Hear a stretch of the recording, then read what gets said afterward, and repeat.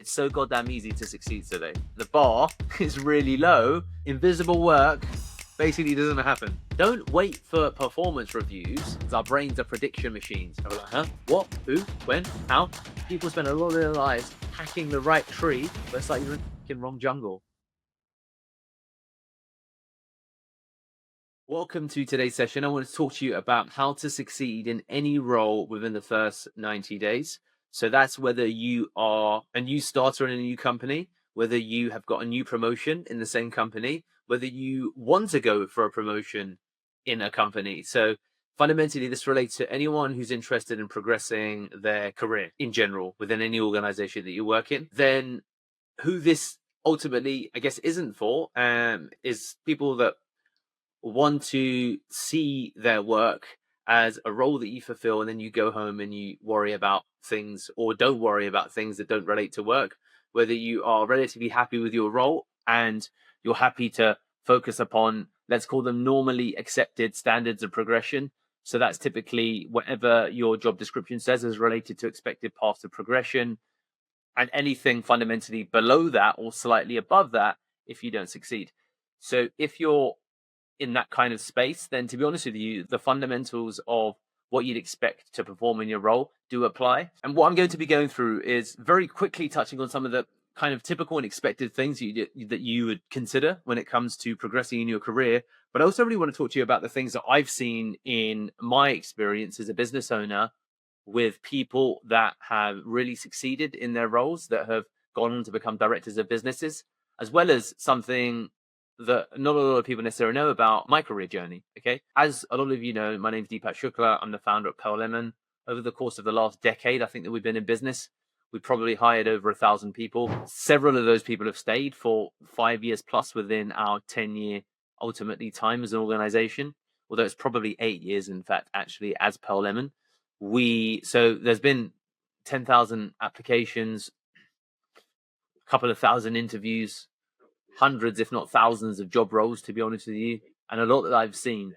Prior to that, I actually had, I think, 23 different jobs by the time that I was 25. I've worked in all kinds of places. I've done factory work, labor work, paper rounds, worked in mechanics garages. I've worked in corporate jobs. I've worked in offices. I've worked at market stalls.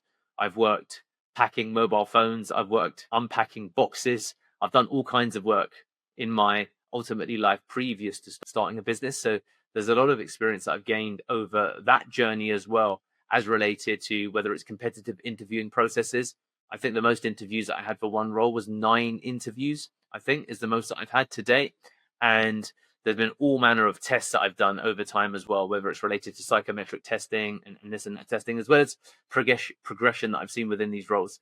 So I say that all to say to you that the things that I'm going to talk to you today come from a place of experience in terms of what I've done, as well as experience in terms of what I've seen for those people that are ultimately looking to succeed in your career.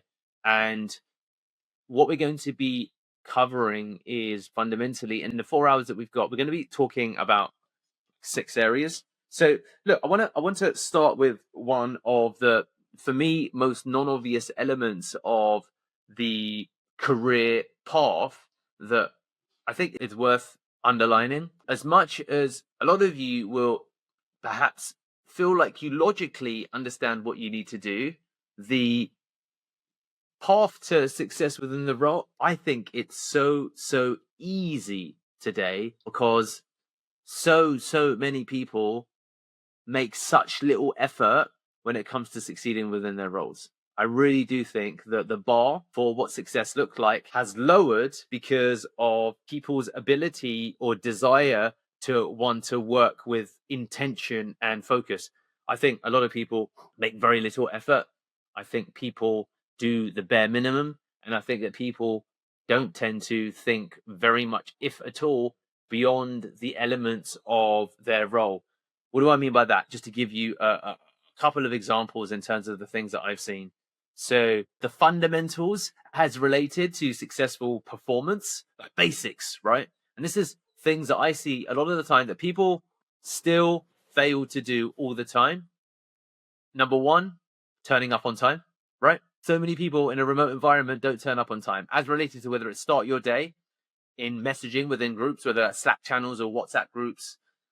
Number two, giving a summary of your day as another example. When you come to meetings, make sure that your audio, mic, and visual setup is all prepared. So many people just don't do these things.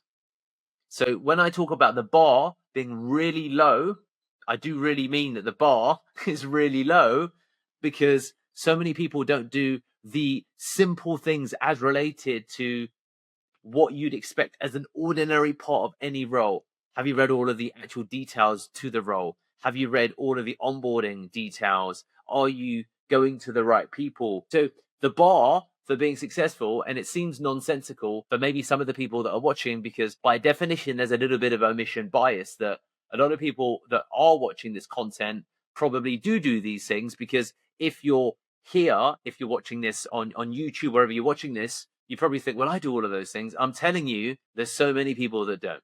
There's so many people that just don't. There's so many people that don't create the right first impression, which is, again, a very obvious thing that people would expect when it relates to job roles.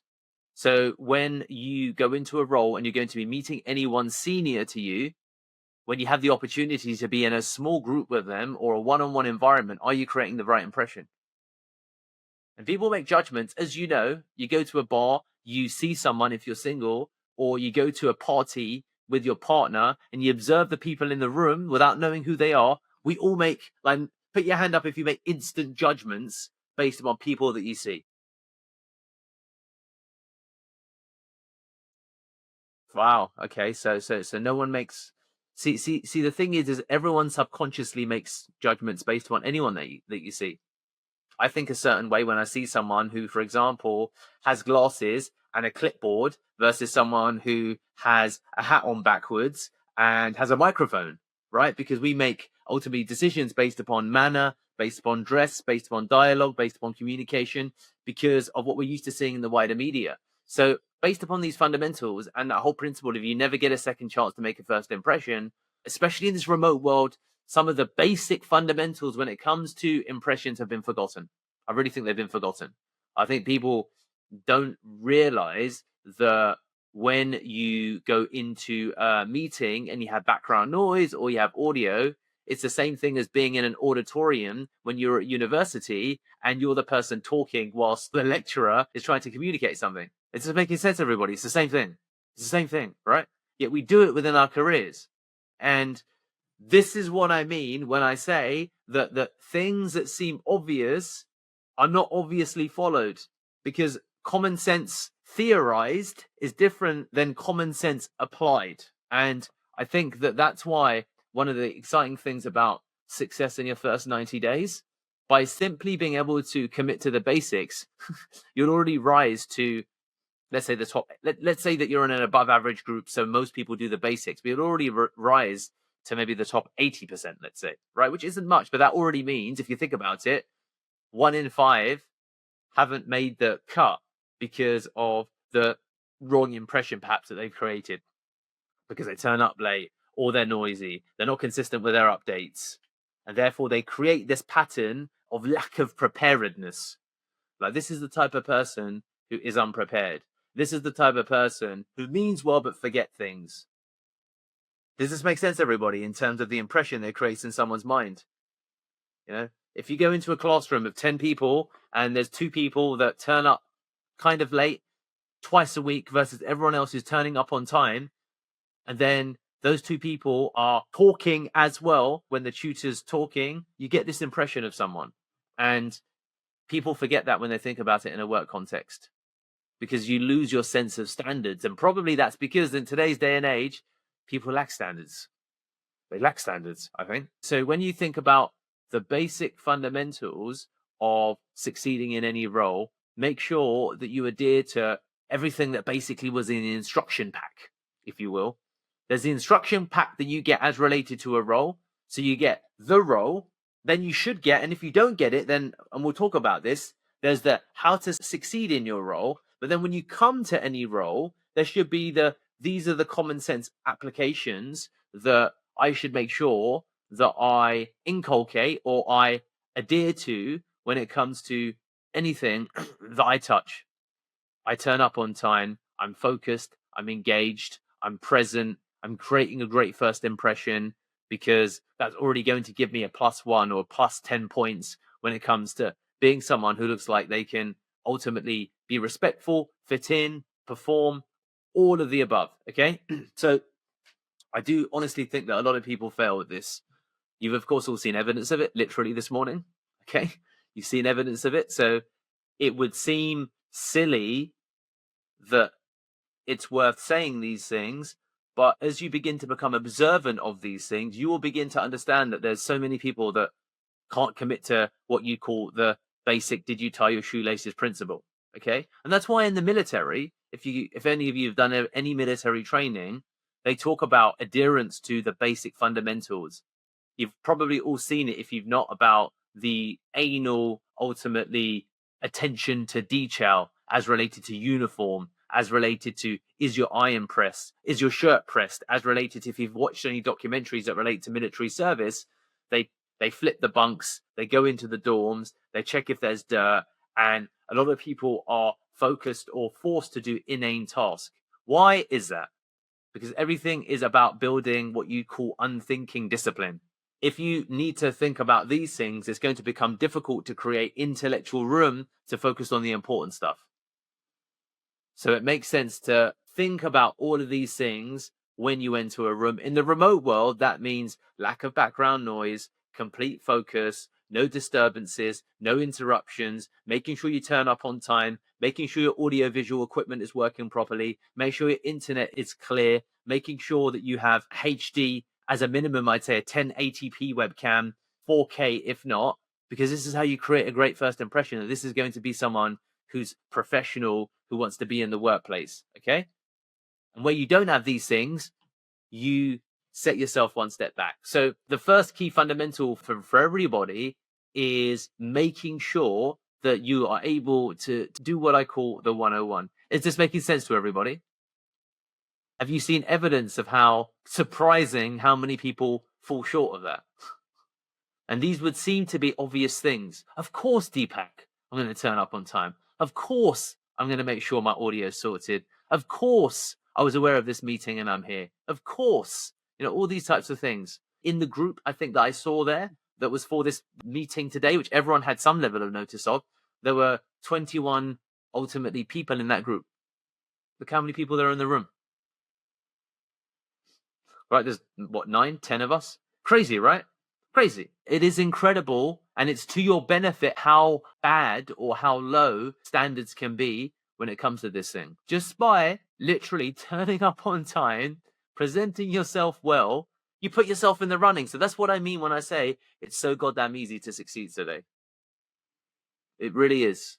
Don't get me wrong, that's not all of it. That's just being part of the room. But it is easy to succeed if you can just bring that level of basics to ultimately any room that you're involved in. So I want to talk about ultimately 6 buckets that I think are really important. The first bucket, if you will, is the one that we've just described. So we'll call it 7 buckets. So bucket number 1 is your adherence to the basics, which is the things that we've described. The first thing I think about how to succeed in any role is to create the value that nobody asked for. Okay. So I'm going to say that again, to create the value that nobody asked for. So what I mean by that is, if you look at your role, what you want to understand is, how can I go into this role and how can I drive value that hasn't necessarily been asked of me? Because the way that you succeed fundamentally is that you impress people. If you do what's expected, you'll tend to get expected results. And an expectation, and this is one of the false expectations that tend to come in within roles, is if you do as expected, then typically people tend to progress. Okay. And if you think about it, that's what most organizations will tell you. Look, if you do expected, you should, not you will, right? You should get a promotion or get a salary increase, as an example. Not that you absolutely will, because businesses aren't in the business of making promises like that. Okay. Now, if you do as expected, you'll get expected results, which also means that not everyone makes a cut. Not everyone continues. This is also, if you think about it, expected part of job roles. Okay. That, for example, if you have a group of 10 people, Not everyone's going to become the director of the company. Not everyone's going to become the director of operations. There's lots of organizations where ultimately people get to roles and people stay in those roles and people don't progress from those roles. And what typically tends to happen is that those people move sideways. So they try and look for another company that's similar where they have potentially more opportunity, okay? Because you're not being able to succeed for whatever reason. So this is the world of what I'd call common expectations, okay? So if you're looking for a common result, it's then just a case of fulfilling your job description as best as you see fit.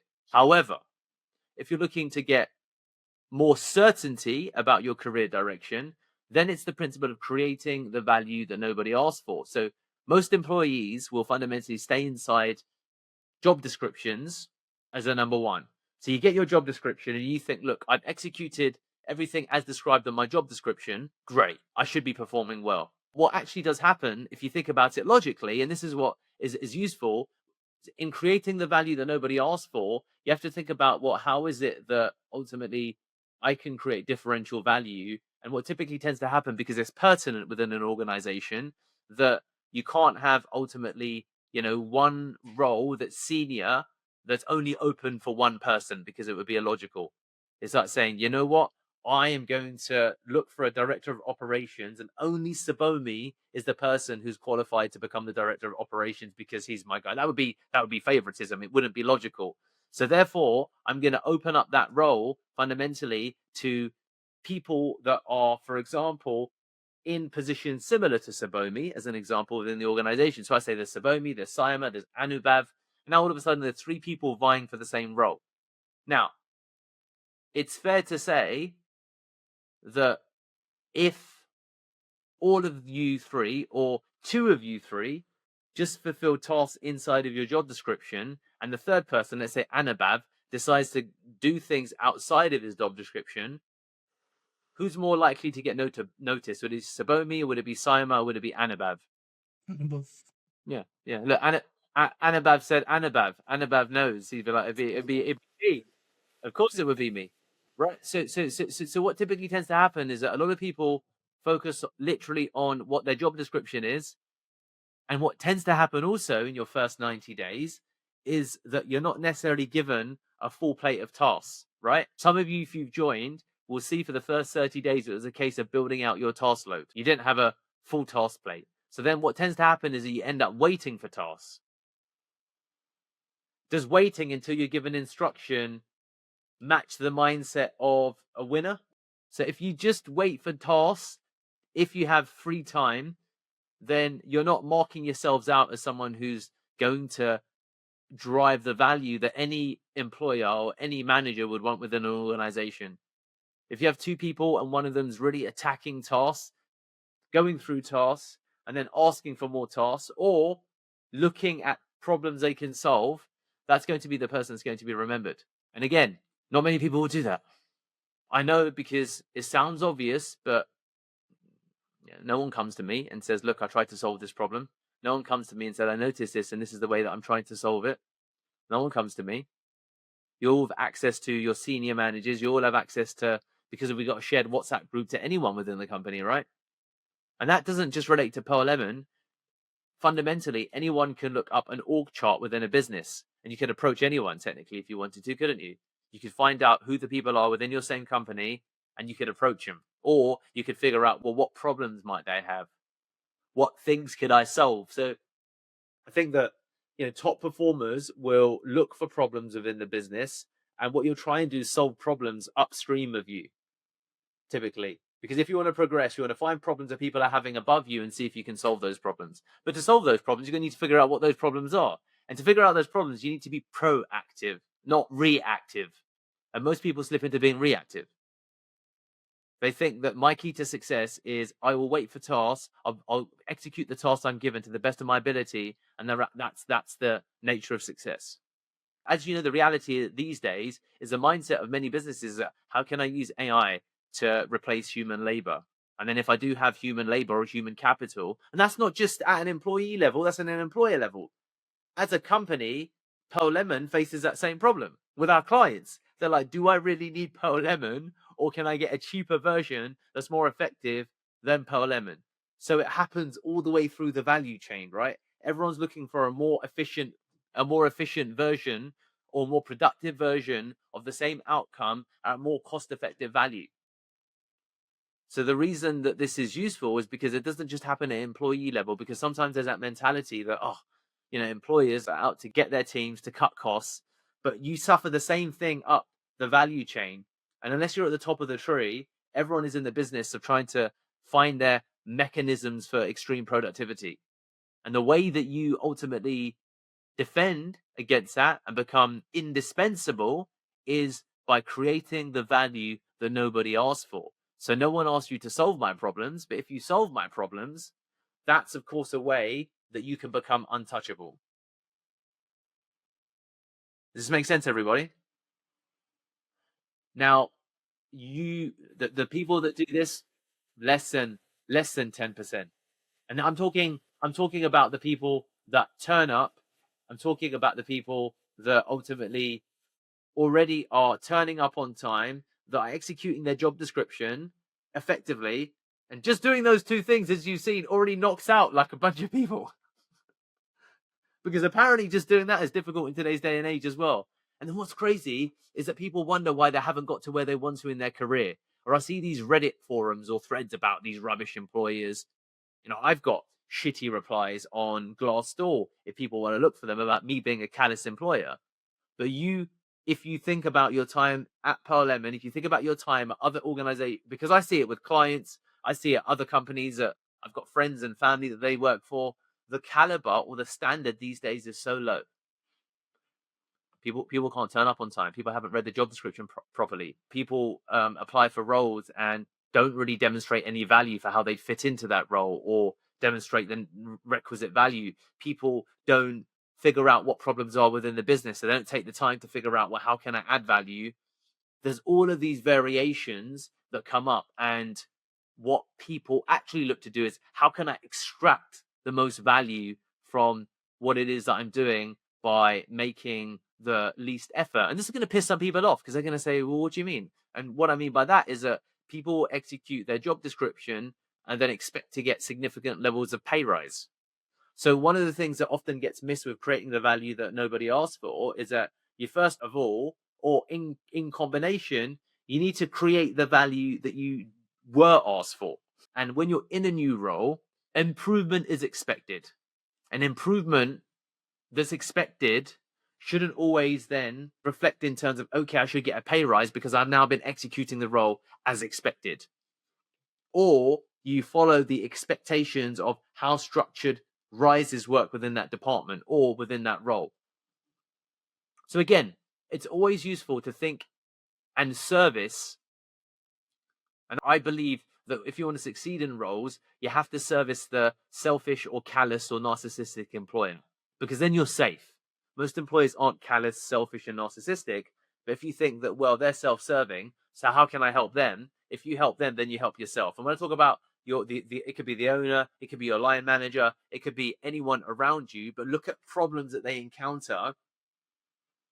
Some of them will be self-evident because you can just look at them and observe that this is broken, that's not working very well, this has happened. Some of them will be a bit more difficult to perceive, but you need to do that little bit of exploratory research to then figure out ultimately what that value looks like. And you'll often find, if you observe your peers, it will become very clear the people that are driving a little bit more value, that are stepping up, because it then becomes quite easy to shine. So when it comes to creating the value that nobody asked for, I'd like now to hear from maybe two people who are comfortable thinking about something that they believe on the basis of what we've just said, that you could go ahead and do and or execute, or at least investigate, in order to drive that value.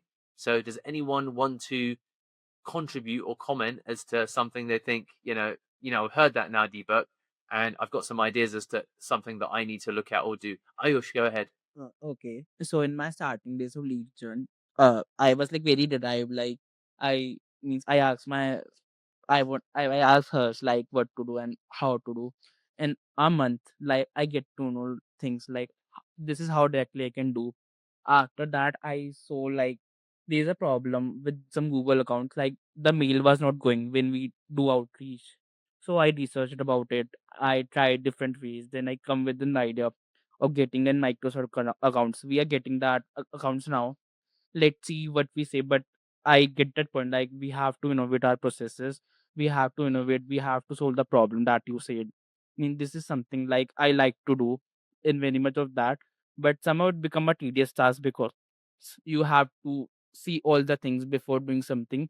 As I could not go directly to someone and say like this is the problem that I solve, until unless I do not know about it, until unless I don't have a research about it. So this was something that I did in my last month, I would say. Nice, nice. Yeah, great. So observing problems that come up and then trying to identify your own solutions through independent research, I think is superb.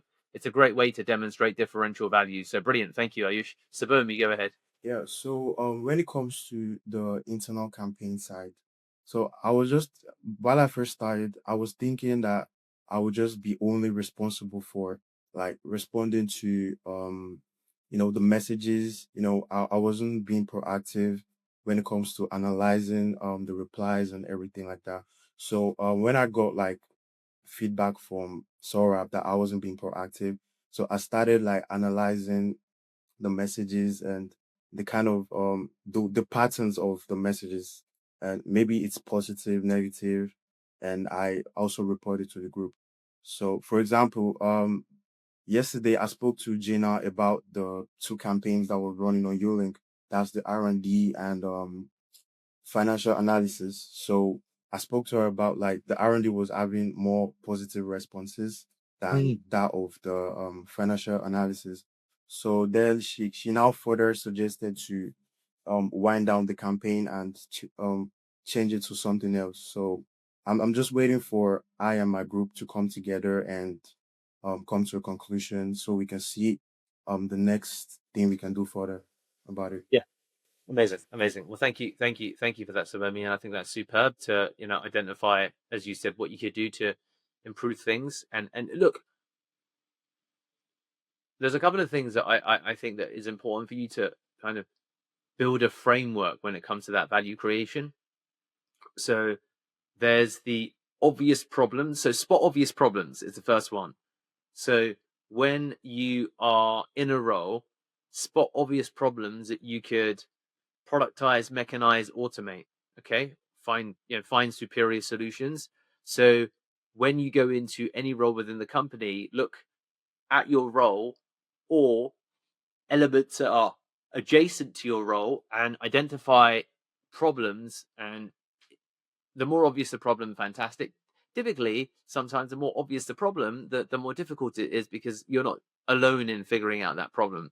But I think identifying common and obvious problems is important.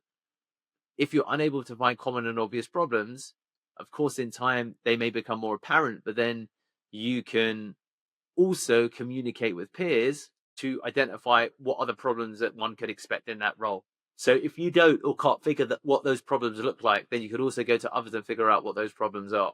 And again, the goal of this also is whether you fail or succeed, the effort in trying to solve a problem will instill within you that mindset and that ultimately penchant or propensity or desire to want to go in and be that person that fixes problems. And the person that fixes problems is always the person that's most valued, right? I don't know if any of you are married or living with partners, but if you can be the handyman in your own home and be the person who can fix a light bulb, who can pump up a tire, who can check the oil, that makes you just a useful person to have in general in your life. And you might have someone in your family who's like that. Okay. So within your department, you want to be the handyman equivalent. Let me find problems, both big and large, and be the person who proactively starts solving problems. Because that's how you, again, can accelerate your career path because you compress the timeline that ordinarily exists for growth. Or because you increase problems being solved, therefore you increase your value to the business. So there'll be all kinds of problems that are within companies, whether it's looking for an alternative service provider or looking for an alternative software tool or looking for a way to automate a process or looking for a way to restructure documentation to make the documentation clearer or building documentation where no documentation exists. That these are all simple examples of processes that you can go in and identify. You can restructure onboarding if you thought, you know what, it took me really 6 weeks to understand this role because I wish I had, the knowledge that I have now back when I started. Well, let me build a document that can speed up ultimately my departure from this role. Because in order for example, for you to get promoted ahead of schedule, often someone needs to replace the role that you're doing. Does this make sense? So the value that you can create then is, Deepak, I want a promotion to XYZ role. I appreciate that my role is then something that's going to need to be fulfilled. What I've done is I've gone to Harsh, I've explained to him how my role works. I built a document and a structure, I created some training videos. Harsh is already ready to take over, and I'd love to go for this role. Imagine coming to an employer with that. It'd be like a dream. It'd be like a dream. Because what sometimes often people forget is that if they either want a promotion or they want to change roles, you don't think about what's left behind. Or people want a promotion sometimes without a real differential change in outcomes. They say, look, my inputs got better. So they look at effort and competency. So what typically tends to happen when people think about their career progression is that you look at, I make more effort and I become more competent, therefore I deserve more. But have you created any new value? Do you see the difference in terms of thinking? Because then if you said, I'm actually less competent at my role because I was focusing on this thing, I've gone and solved this problem that's really big for the company, you create way more value than someone who's really fulfilled the kind of diligence. So thinking about the value creation as related to your role is really, really important. So that for me is a key area that within companies, new employees or people that are within a role for the first 90 days don't think about enough. And what's interesting is that when you're new, the problems are more clear to you because you see it through a beginner's or see it through a new person's eyes. So you go in and you think, well, this shouldn't be like them, or that could be them, or this is a clear problem, or why hasn't this problem been solved? Especially, for example, at a company like Pearl Lemon, my business, where we've been here for 8 years, I think, incorporated 2016, really got going 2018. 8 years, we've got all kinds of problems that I don't even realize exist because I've got so used to the problems. You know, like people get used to not running and they're like, oh, I'm quite happy being at home every day. And you're like, well, you really should be running 3 times a week for your general health. I've come in and I've moved in with you, George. And George, you just don't run. You just sit on the couch all day. You're a couch potato. You're like, oh, what's wrong with that? You're like, it's not good for you. It's going to hurt you down the line. So you can go into a business, right? And you can identify things that are problematic, that have become normal within that context.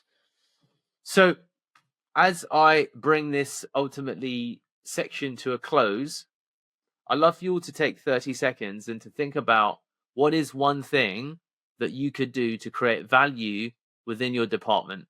So I'm going to give you 30 seconds just to think about it, and then I'll ask people to go around one at a time, maybe. If you haven't yet spoken, for those who have, then fantastic. But I'd love to hear from you as to, this is one thing now that I could do to add more value to my department and create value that no one has asked me for. And then whoever's ready, you can just put your hand up, use the hand option, or you can, of course, just put your actual physical hand up. All right, so it's been 30 seconds. Who would like to go? Okay, Saima. So yeah, I have been working with the SaaS and Chrome development group, and I have been working with Zan Harsha before. And there, yesterday I found a bug, which in the templates, which was very vague, like which is not very good. And I asked Zan to make some changes over it, like every page should have a website footer, and that was not there in the templates in some parts. So I have contacted Sam for this. He said that yeah, we can look at it, and apart from that, we have to take initiative and be proactive in doing new things. Okay, cool, perfect. Thank you, Saima. I appreciate that. Very good. Who would like to go next? I would like to go next. That's fine. Yeah, go ahead, Aditya. One problem if I face here, like it's been only like 5 to 6 days, I would say. I started my work. So considering the onboarding process, I had the onboarding toolkit to learn and see and I read about it. And also one more thing which I faced was that the HR, right? I couldn't communicate with him properly. He was not very. Sometimes it was active, sometimes it was not active, and I couldn't find out what should I be doing here. Or the only time when I got my clarity was once I got into the team. That is with Saima, Harsha, Zain and all. So they told me what to be doing and what the team is all about. So one way I want to add value is by making a clarity or structure, a structure in task and communication. I would say in a particular team or in a particular department. Considering if I want to be doing something, considering I will make a content in which it is very clear that what is that particular department about and what you will be working on, what kind of projects are there, and how are you going to contribute to it, and what do you want to contribute to it.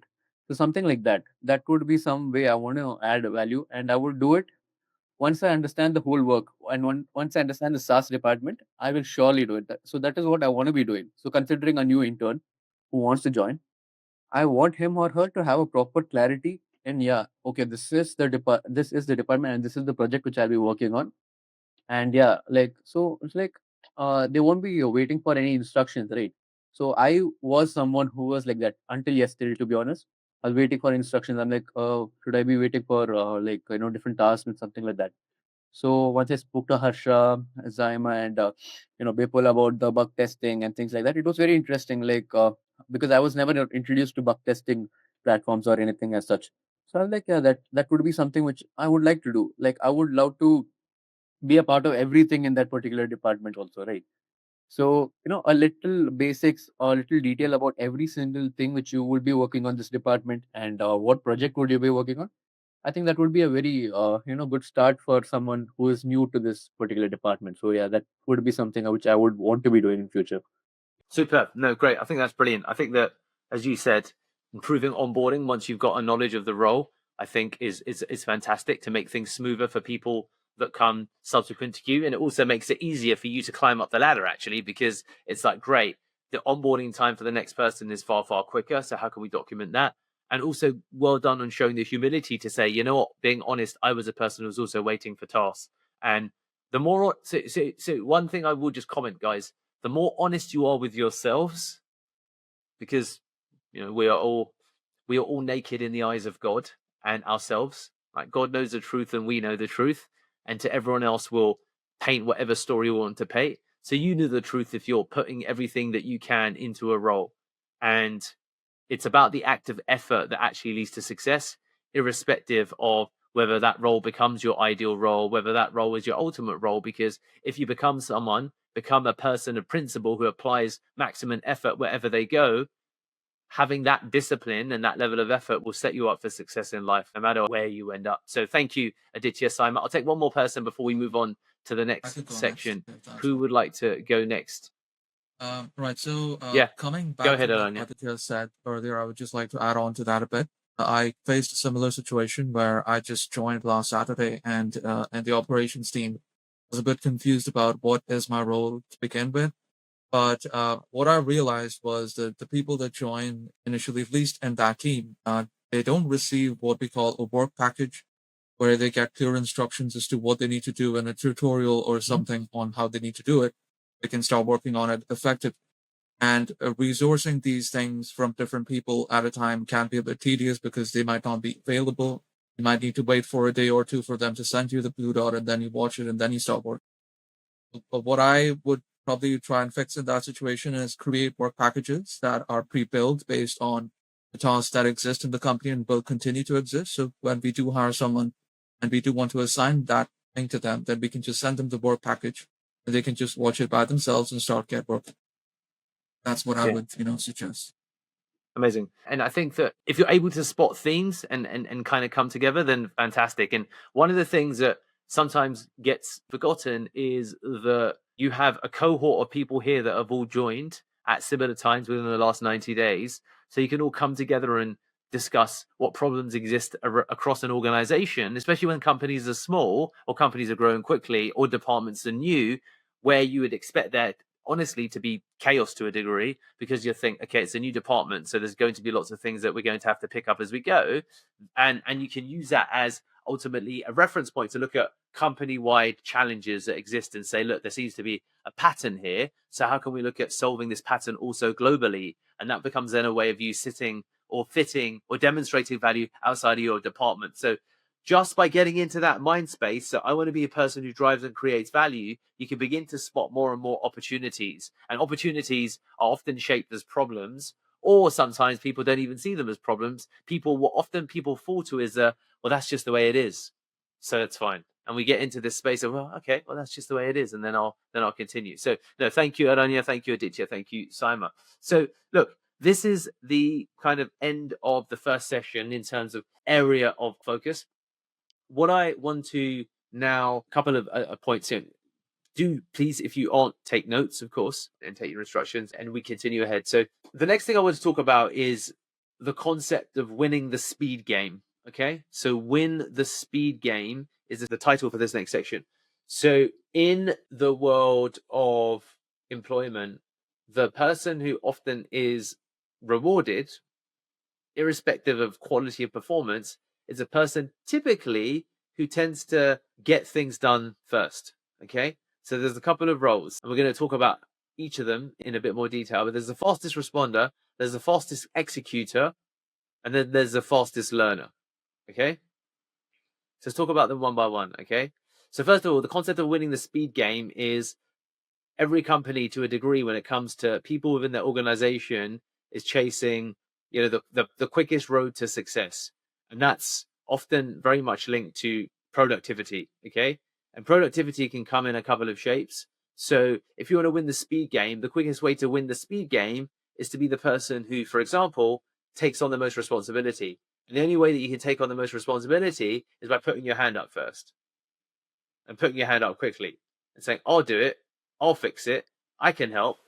And it's a crude way to very quickly accumulate a lot of experience quickly, right? Because if you give them more responsibility, of course there's more pressure, but there's also more opportunity to succeed, right? So a simple way to ultimately progress is to win the speed game of being the first person to respond. So there's reactive responding, right, which is, hey, can I help with XYZ? But there's also proactive responding. And again, that's where people fall down. So what do I mean by that? Because some of you will be in departments where you say, well, it's not that there's a public shout out, I need help with XYZ task. There's also you going to people and saying, I really want to help. Are there any tasks currently that you'd love to just get off your plate that you find annoying or frustrating that I can support you with? This was something that was fundamental to my career at Deloitte. When I was working there as a management consultant, they'd have emails that go around saying, can someone help me with XYZ? Okay. And then someone would be the fastest responder. But then that was 10% of tasks. The other 90%, the whole tip of the iceberg concept, we just see the tip of the iceberg, but all the value sits beneath the water, was hidden in people's minds.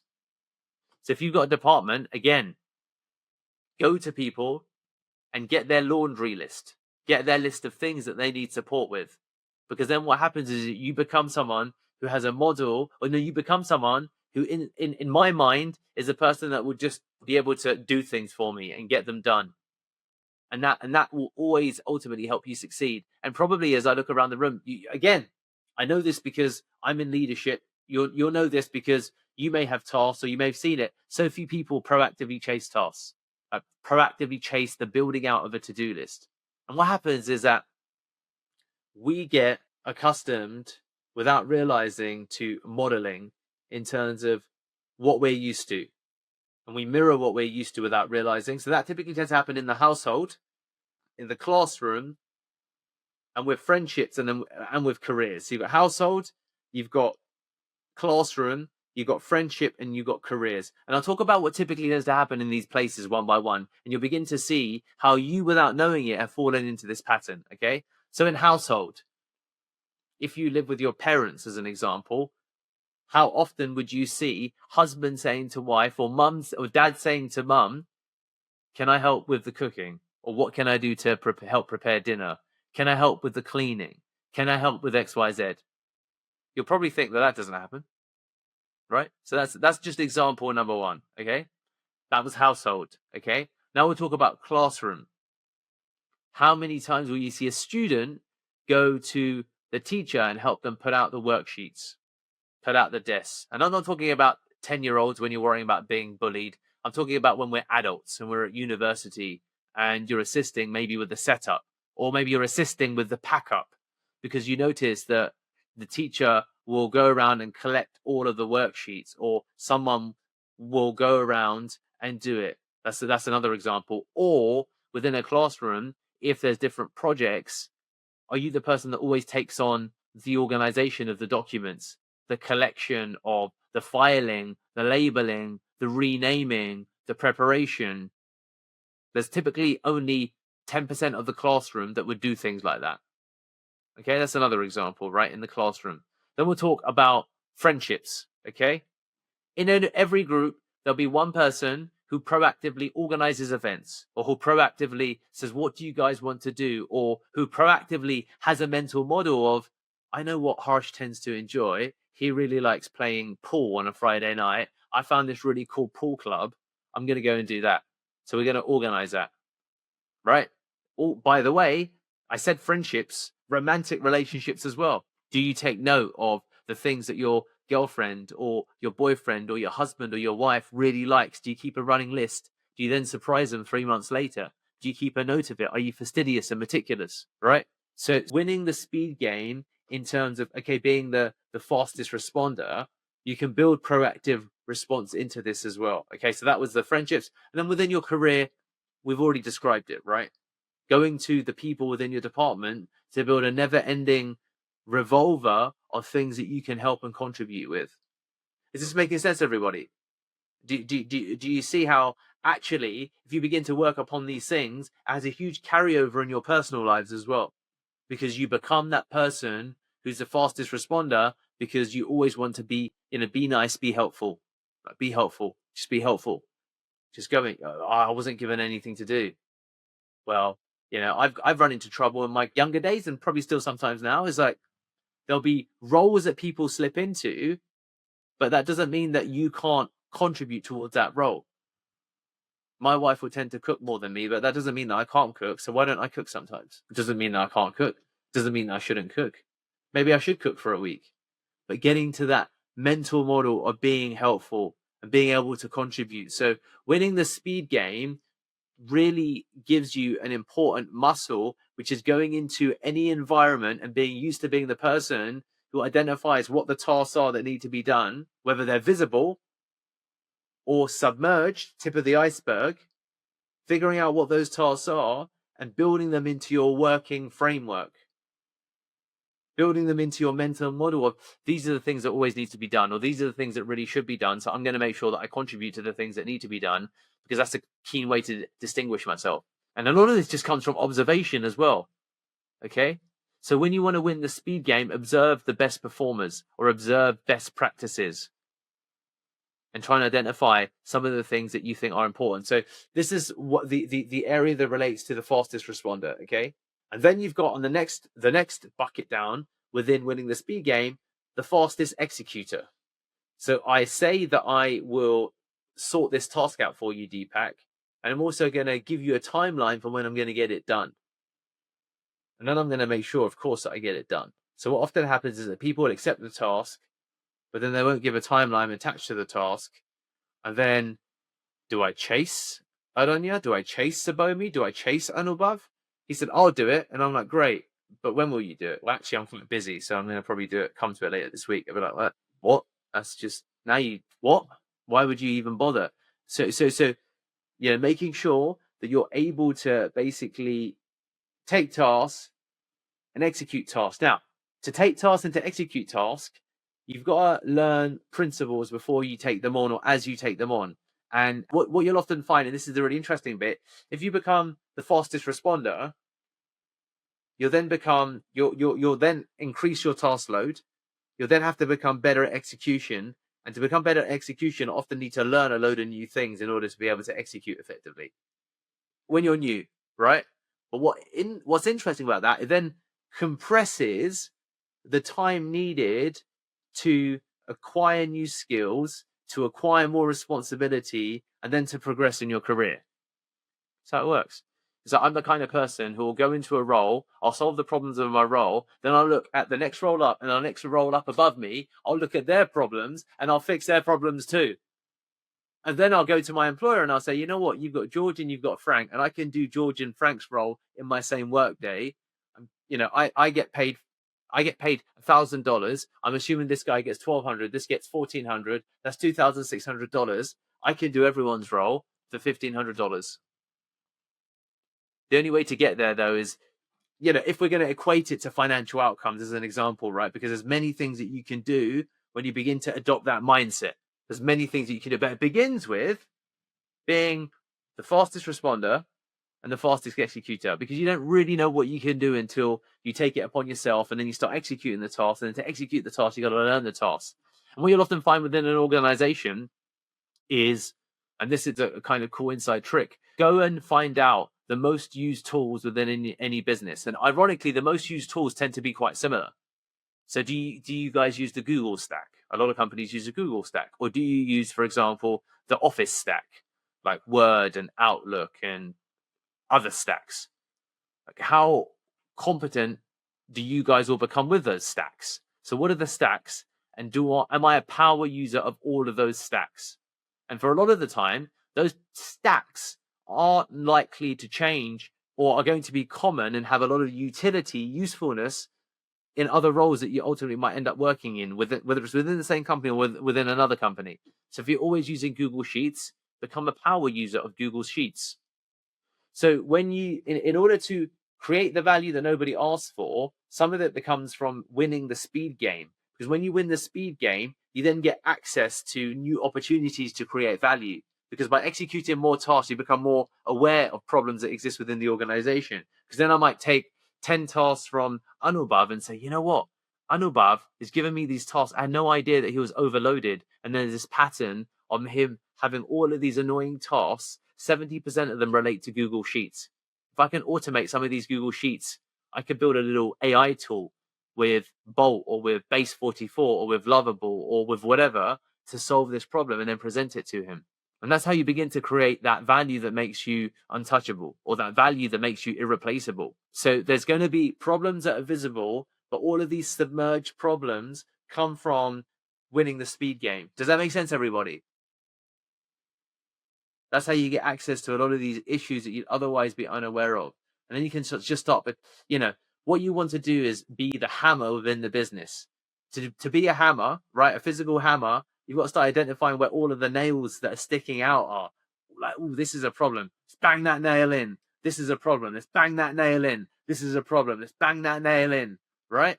And you'd be like, you just got to work with Harsh. Guy's a fucking hammer, bro. He just finds problems, fix, bang, fix, bang, fix, bang. And after he's done about 4 fixes, he figures out a way to automate it. And he's like, right, boom. This is how we permanently solve or resolve this reoccurring problem. Guys, the bar's so low. No one does this. No one does this. No one does this because the act of doing this, and this is kind of a bit of a consideration, is that it's uncomfortable. And that's why there's a big crossover between the mental model as related to the athletic performance, right? There's a lot of people that talk about athletic performance as a crossover for mental performance, okay? So endurance sports is a good one. I'm someone who's done ultra marathons and a lot of running. But there's other examples within professional sports or within, heart. So when you do things that are difficult, there's a big crossover into other areas of your life. And the reality is that doing some of these things will take cognitive effort in the beginning. It will take cognitive effort. It will require you to burn brain cells to figure this out. And what most people are unprepared to do is burn brain cells to progress because it's uncomfortable. It's inherently difficult to take on more responsibility than you were anticipating. But that's the quickest way to broaden your shoulders to get used to carrying more responsibility.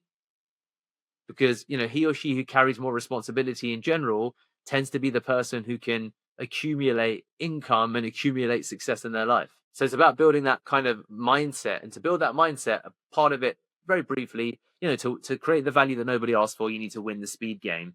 And to win the speed game, you need to get used to being uncomfortable. And to be uncomfortable, you got to have a big reason, a motivation to want to attack it. You have to correlate life goals with your practical day-to-day work. So, for example, for me, one of my big life goals is that I want to give my wife a beautiful life. I want her to have a beautiful life. I don't want her to ever worry about money. I want her to be able to, raise the kids that we'll have in a manner that doesn't mean that she ever needs to look right at the prices on a menu. That if there's things that she wants, I don't want her to worry about it. That motivates me far more than me wanting to drive a really fucking nice car. I don't really care. It doesn't motivate me. It doesn't matter. So typically people's motivations are attached to love in the end, because you use money.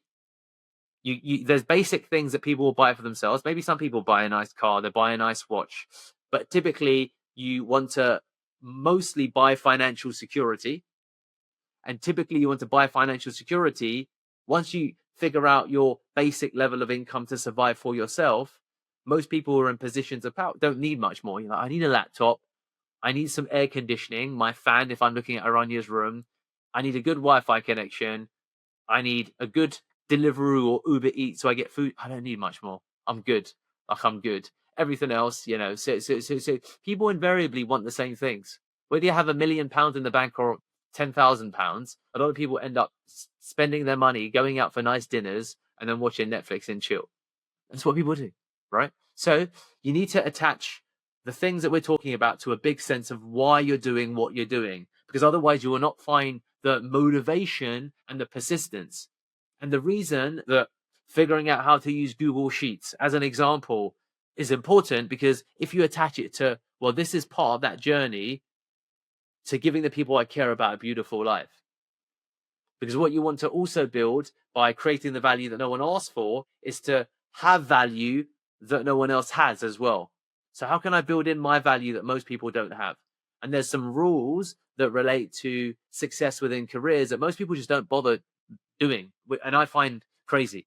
Most companies use, for example, Google Sheets, right? A spreadsheet. Become a power user of Google Sheets. Most people, we spoke about, most people meet, if you rise in career, you will often end up being on a screen like this, and you'll end up managing people, right?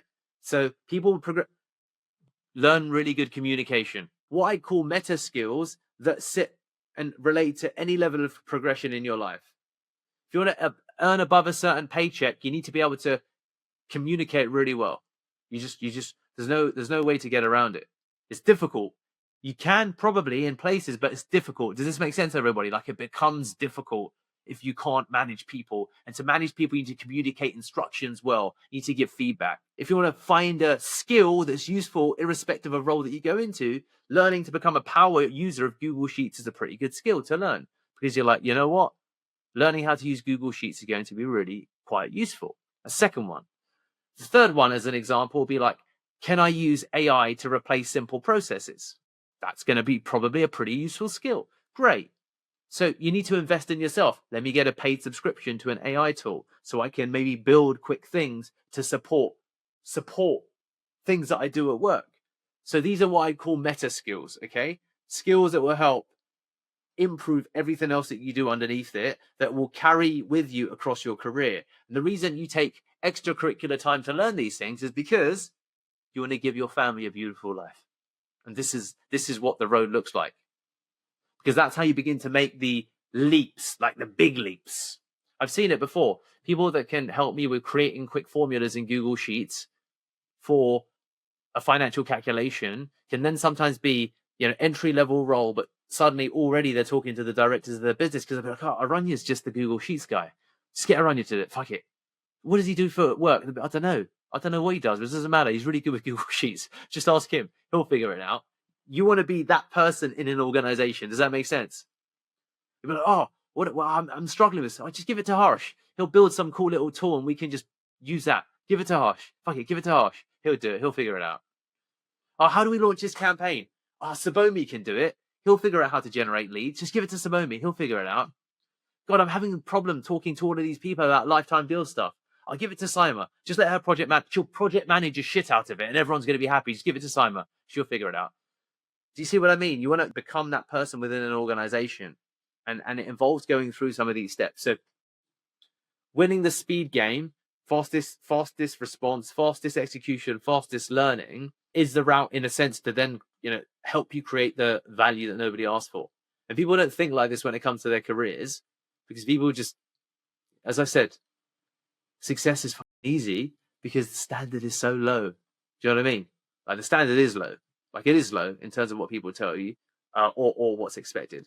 So as I talk about winning the speed game, I'd love to hear from everybody or anyone who wants to think about it, your thoughts on maybe a tool or skill that you want to acquire, and whether you feel that actually there's a lot more that you could do in terms of responsibility based upon asking potentially people above you and around you. So I'll give you 20 seconds to think about it. And whoever's ready, you can put your hand up and give me some of your reflections as to things that you might change now when it comes to winning the speed game. So let's go to anyone else who'd like to contribute. Sabomi, let's go. Okay, so in the area of copywriting, I want to improve my knowledge in copywriting because I actually have like just few knowledge on it right now. And also I noticed something while you were talking about the London Council copies, sorry. You spoke about like attaching or inserting your links to the copy. Like for the 8 hours training you had at Uniwam Council, you said the video we should attach the link to the copy.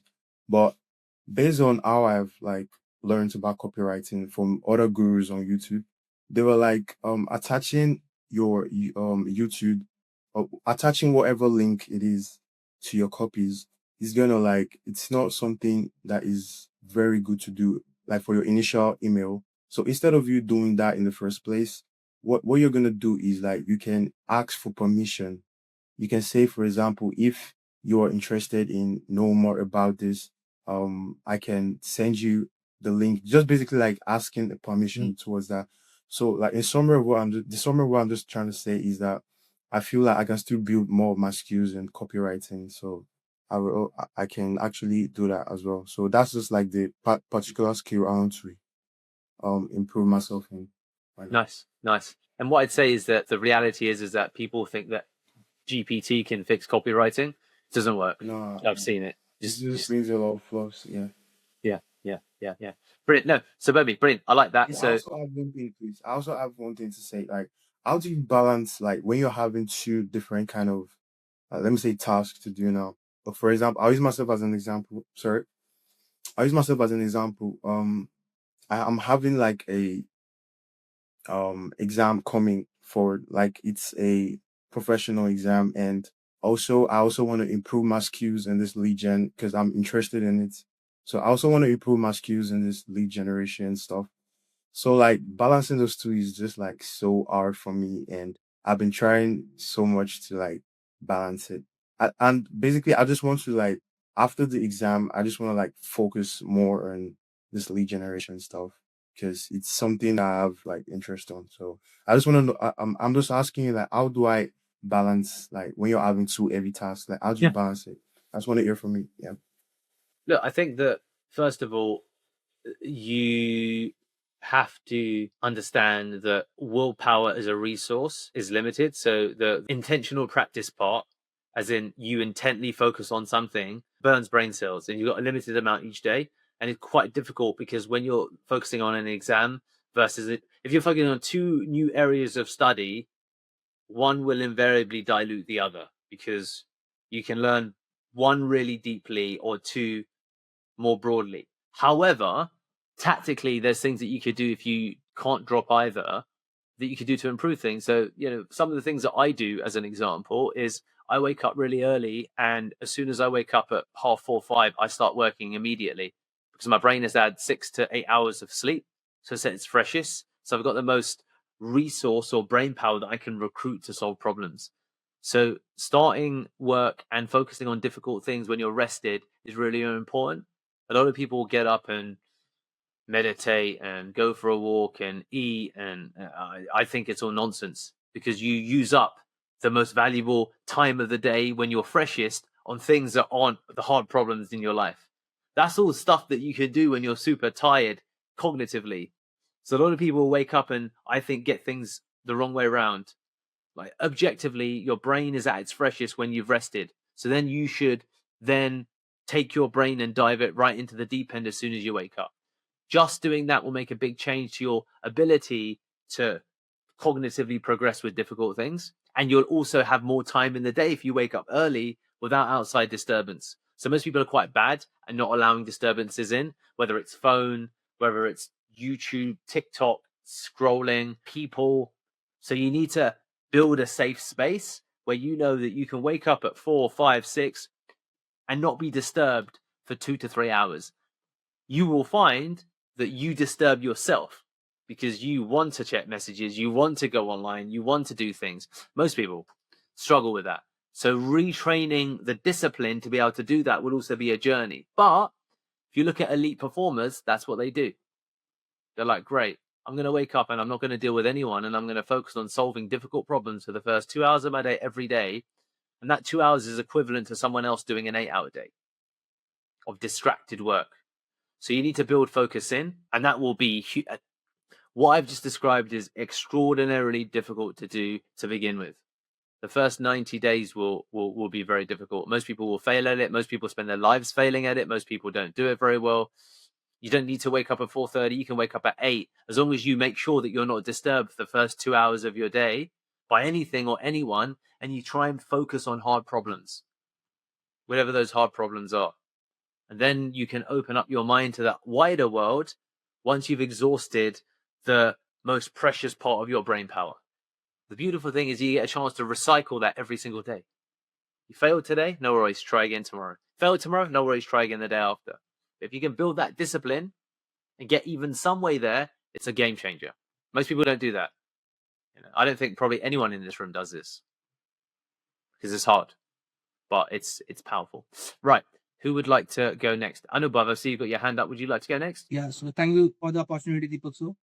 So I would be liking to, add my points on the previous one also. And I didn't got the chance to, add on to that. So, I would be, adding that, yeah, as mentioned by Aditya and Aranya as well about the onboarding process. So I have worked previously into the two companies.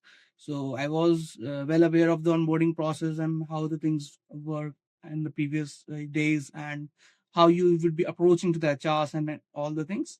But here I found it, somewhat, weird, maybe. And, I just firstly observed that how the things will be going, but I didn't got any, proactive response from the HRs. So I just decided that I would be going to the HR from my end only, and I would be, getting to know about my roles and responsibilities. So I just pitched the HR and then got the clarity. So I would be definitely contributing into this. And now coming to the point of that, the winning through the speed.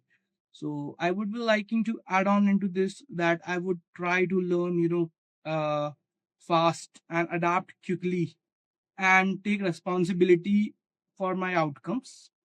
And this is the AI world, so I have been seeing my brothers into this corporate, into the higher levels and the leadership role as well. So how they are working on the technologies of AI, such as the Windsor and GPT. I have personally taken the GPT Pro for that. So how they are documenting the things and how they are going with the AI world, that is really something excites me. And currently I am positioned at the role of the cold caller here. So in cold calling, I would be focusing on just not just on the making the calls, and I would be just focusing on creating a predictable pipeline.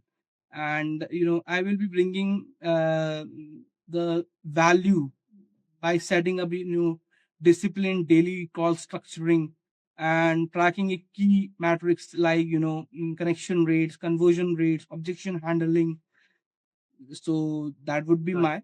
And yeah, and definitely if getting the chance, I would be because recently I have joined this organization from Saturday. So I would be getting the chance, so I would be definitely contributing to the project management and other roles as well, because I have got the experience into this also. So yeah, definitely I would be doing that, because the project management, I can create value by ensuring structured execution and visibility as well, and breaking the task into clear tasks, setting realistic timelines, and documenting the things as well. So yeah. Thank you, Annabeth. All really great points. I think that clearly there's an opportunity, and don't see it as a problem. See every problem as your opportunity to, basically stake your claim. If onboarding processes need to be rebuilt, then come together and you guys can work upon that and resolve that. If there's things that can be better, then fantastic. I think all of that sounds great. And good luck on the cold calling side, Anubhav, as well. I'm looking forward to it. So thank you, Anubhav, for your contributions. So let's then go with Tirtharaj, then Aranya, and then Aditya before we Yeah, hi. then will Can I ask move you? on to the next session. So basically, I'm a cold caller as well. So I'm working as a cold caller. So I think I have a suggestion, that is, when I was dialing for the past few days, I checked a pattern, that is, most of the clients or leads, they prefer something like a message or like email. Email is there, but they prefer messaging. So do we have a messaging service or something which we can use to follow up with the clients? Because some of the clients, they prefer to see they want to read it through before booking an appointment. So is there something like that? Because I'm new, I don't know about that. So that's why I'm asking. Like, do we have any service like that where we can send messages? So I'll Aditya and Anubhav, one of the things that will happen now that we're in this environment where we're talking about challenges or opportunities is what you want to do is where you spot opportunities, what you'll also often discover is that, has this been resolved before and then the resolution exists but has not been properly applied? Or is there a reason why we don't do things the way I think we should do things? And the goal with all of these things is go to the people that are in your department. And if the people in your department don't have immediate answers, then go another level up and look at someone else who's senior to try and get some of the insights that you seek, because there's answers to all of those questions. And what's great with what you're saying now, Titaraj Anubhav, and this is what you really want to develop. Most people go into what I call the Netflix mode, zombie mode, with their career. It's like, okay, I'll do what I'm told and I'll do that to the best of my ability. I'll show some little proactivity and then I kind of stop. What you want to do is flip it, basically, because what happens, unfortunately, what's happened with today's day and age, and you'll have experienced this, a lot of academia, let's say, focuses on a lot of critical thinking. Part of it does, where you have to engage and communicate and give your views depending upon what happened. Then Netflix came along and everyone just started to passively engage, right? And then AI came along and people stopped thinking even more, because then they're like, oh, I'll just ask ChatGPT and I'll just get the answer. And the people that are going to be able to differentiate themselves are the people that still show that individual thinking and then combine it with the above. So just be mindful of that when it comes to your careers, because without knowing it, and that's the part that's insidious, people don't realize that that's happening. But when you become realizing, like, you know what, wow, I'm not engaging all of this brain power that I've got, I've got a V8 turbo underneath the hood and I'm treating it like it's a little 3-wheel tricycle that I'm, cycling through the village. It's like, man, you've got all of this brain power that God blessed you with, or, random biology blessed you with. So, I think these are all great things. And if you can find ways to solve real problems within your department, and Anubhav and Dirtaraj, I'll say this to you specifically, is that there's, what's interesting is that the lead generation side of the business should be a $10 million a year company. One of our clients is ByteDance, so the parent company of TikTok. They have a $500,000 budget applied to lead generation, right? And they're like, if you guys, we're trialing 3 companies at the same time, we're going to take the best company. We have high expectations, but we have deep pockets. Okay. So I would say to you, the huge problem or the opportunity is, how do we get consistent qualified leads over the phone? If you guys are able to solve those problems, that's when you again become indispensable, untouchable, and you can begin to totally change your paychecks. Does that make sense? That's the big problem. And figuring out what you can do, it's a problem that's massively worth solving, because then your value to the company explodes. It explodes because it's like, oh wow, okay. So these are some of the things that are absolutely worth focusing upon. And again, why do we do what we do? Because there's people that we love that we want to take care of. So let's look at the problems that are connected to money, Can I make the company money, or can I save the company an abundance of money? And how do I do that? And what's the best way to do that? And that might involve you staying up until midnight every single night for 3 months to crack one problem, maybe 6 months, maybe 2 years. That's what I do with business, by the way. The principle is exactly the same. And then you're like, okay, great, figured it out. Okay, I'm 39. When I started at 30, I was at my parents' place. There was no employees, no company. It was just me. I was working because I'd moved back home with no income from being abroad, and I decided, right, I want to start building my business. In the first year and a half, it didn't go well, actually. I partnered with a person. We fell out. It didn't work. And I started again on my own at 31 and a half, I think, where I incorporated Pearl. I said, look, I'm going to start Pearl Lemon. And then it's been a 6 to 8 year journey. I now live in Italy. I relocated. I'm here with my wife. We just bought a villa with a pool. I spent mid 6 figures, no mortgage, all cash purchase. That journey involved a long, short 7 years of working my ass off and not making a lot of money for a lot of the time. Focus was, how can I solve problems? How can I solve problems? What are the right problems? Surely there's a better way to do this.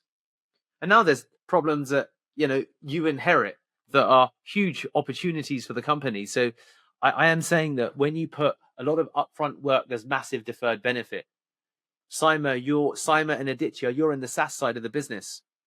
GPT was telling me that, cool, because I've got a goal, for example, to get to $1 billion in revenue. And I've come to understand that services is a way to get there, but SaaS is another way to get there. That's probably ultimately over time what they call an asymmetric bet, meaning that we've all got, let's say, 24 hours in a day or 8 hours in a day, and you've got to decide what is the right work that can lead you to huge outcomes. Now I'm in a place personally, financially, and as a company where we've got enough stability that business can run without my day-to-day involvement, which is why Anubhav and, for example, Dilita, I'm not involved in that department because there's a company and don't get me wrong, there's lots of problems, but now there's huge opportunity for you guys. Aditya and Saima, if you can be part of this journey where we can build, everyone's paychecks change. So most of the huge benefit that you'll get is always deferred, meaning that you'll do a lot of work, you'll see a little bit of improvement, and then nothing will happen for a long, long time. And that's where most people just quit, if that makes sense. So it's just really important to be cognizant of that with your career as well, because it's the same thing. Let's go to Aranya and then Aditya, because I think you guys both had your hands up before we come to the end of this section. So Aranya, over to you. In my company that I am currently working in as well, we deal with in the operations team. It's our job to make the lives of the other teams a lot easier. I think that's, at the end of the day, that's your main role, right? And one of the things that I was thinking is in my company, we deal with Linux, and that's the operating system. So everything gets done on the terminal. And we have a repository where we have built in scripts that people who don't know how to use it can just look it up and use the scripts to install and do whatever they want with the system.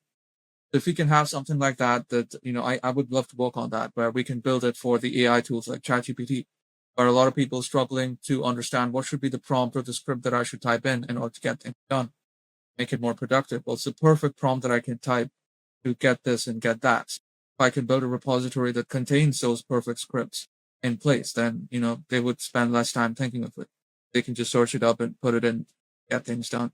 And that's one of the things that I was thinking to improve the time. Nice. Guys, if you have ideas, I encourage you to look at your ideas and what I call stress test them against the value that it can provide to the company and see where you end up. So figure out what the idea is that you got, see if it has true application, then look at the problems and see what you need to adjust here to make them make sense. And there'll probably be some manner of adjustment, but no, Aranya, brilliant. I like that. Aditya, I think you had your hand up or no? Yes, yes. So, the concept of winning speed game. So I would say like focusing on my speed game. I would, as a project manager, I would also want to focus on the team speed, right, and their efforts as well.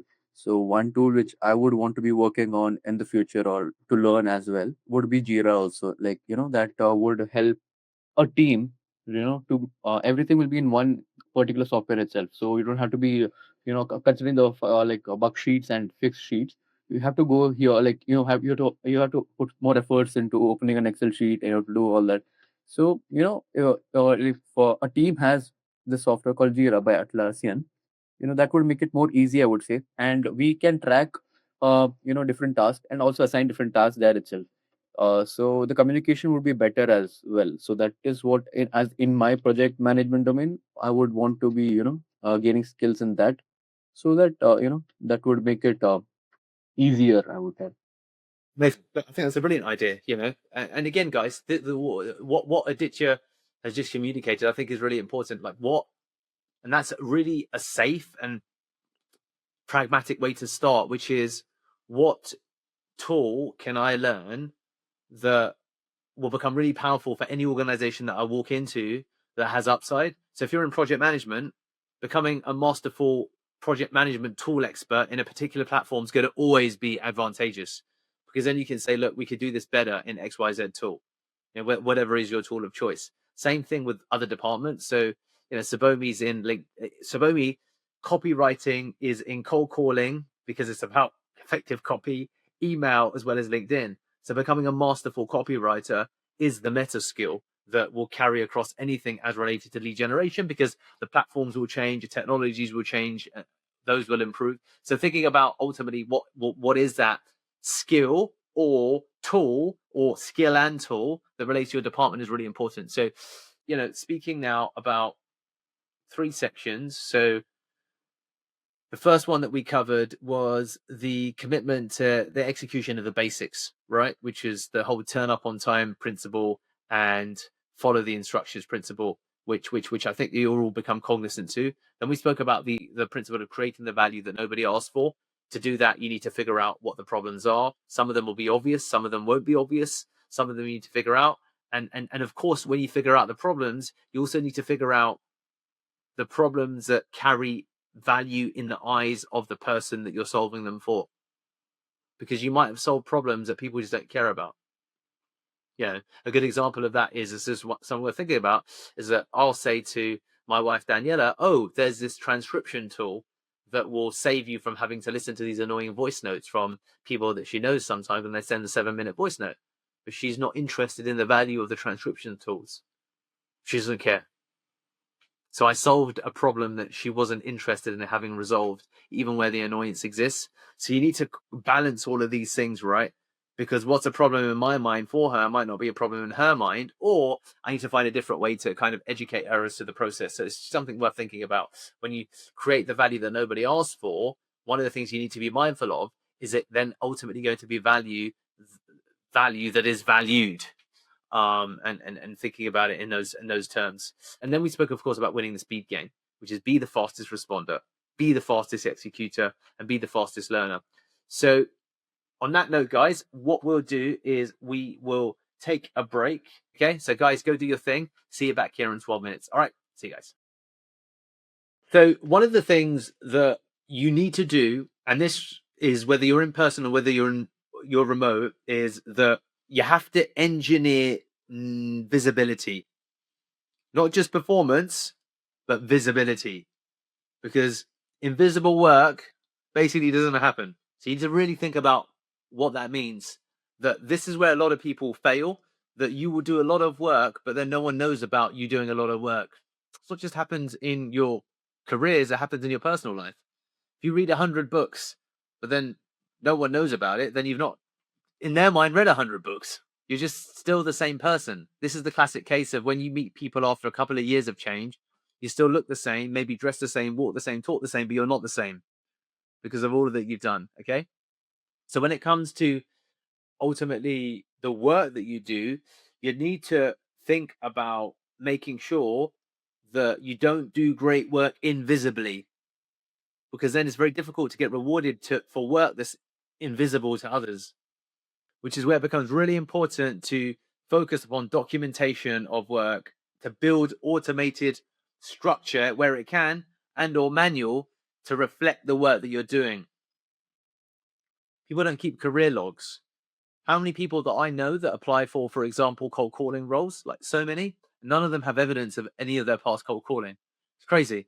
Like nine out of 10 people come and they don't have any history of saved track record. Document the work that you do and get used to documenting the things that you do, because it will always help you. Always. Invisible work doesn't happen. So you need to make sure that visibility, think like engineer is a very particular term. Engineer visibility into the work that you do, so you can demonstrate a resume that's an act of continuous creation, which is why I still have YouTube videos from 11, 15 years ago on my YouTube, because I know that it will, for the right person, be helpful, and for everyone else, I'll ignore it. But that's fine, because I want to document the history. I want to demonstrate that there's work that I put in. So whether that means sharing your weekly wins, documenting your improvements, getting known for doing something specific, be in the habit of fundamentally making sure that you are doing really good at being visible when it comes to the work that you do. That's in person as well. Reality is, if there's an office of 10 people, people don't know what people are doing.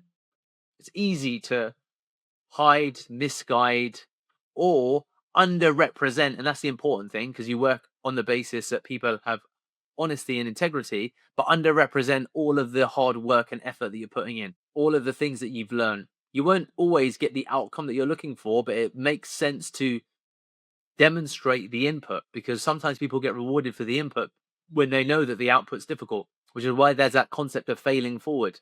It's like, oh, you didn't quite get the result, but you failed better, and it was better than the first time around. So think about how that relates to your role, your career, and then your life. So always keeping historical track record is always so useful. It's why I like to read on Audible, because Audible keeps a listener list of every single book that I've read since I started on Audible. And that's become really powerful when people ask me for recommendations. I say go to my Audible reading list.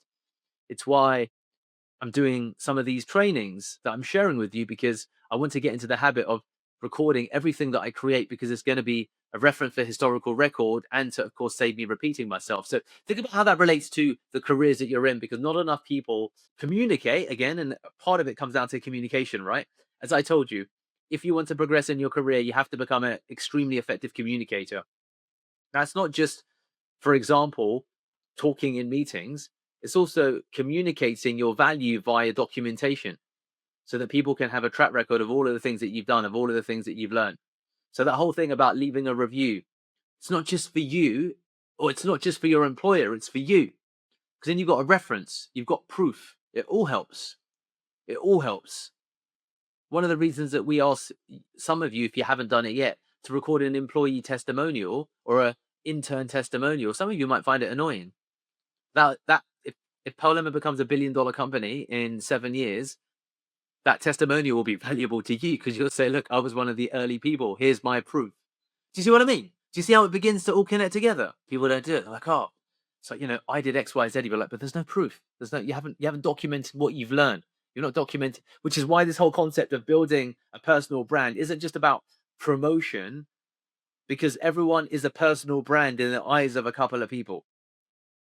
There's Brand Sima, who's a brand in her household, because people know, and then there's going to be people she meets along the way with her career. What do? I'm in project management.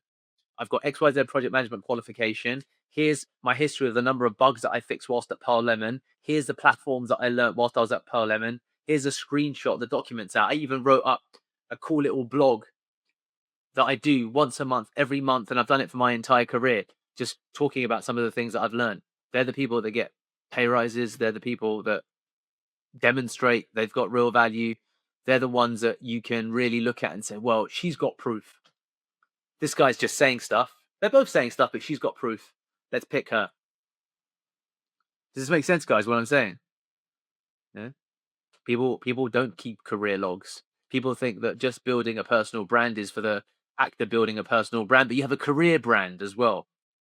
You have a career brand that you carry with you, irrespective of which company that you work at.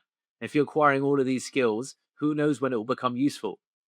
So just get into the habit of continuous, ongoing documentation of learning, because it's always going to help you.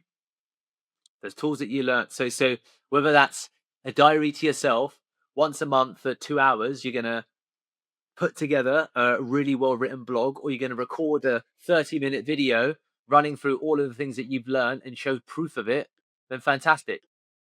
All of this stuff, of course, is challenging to do and it's a bit boring, but just by raising it to your consciousness, you might become aware that, wow, I'm leaving all of this value just here in my memory.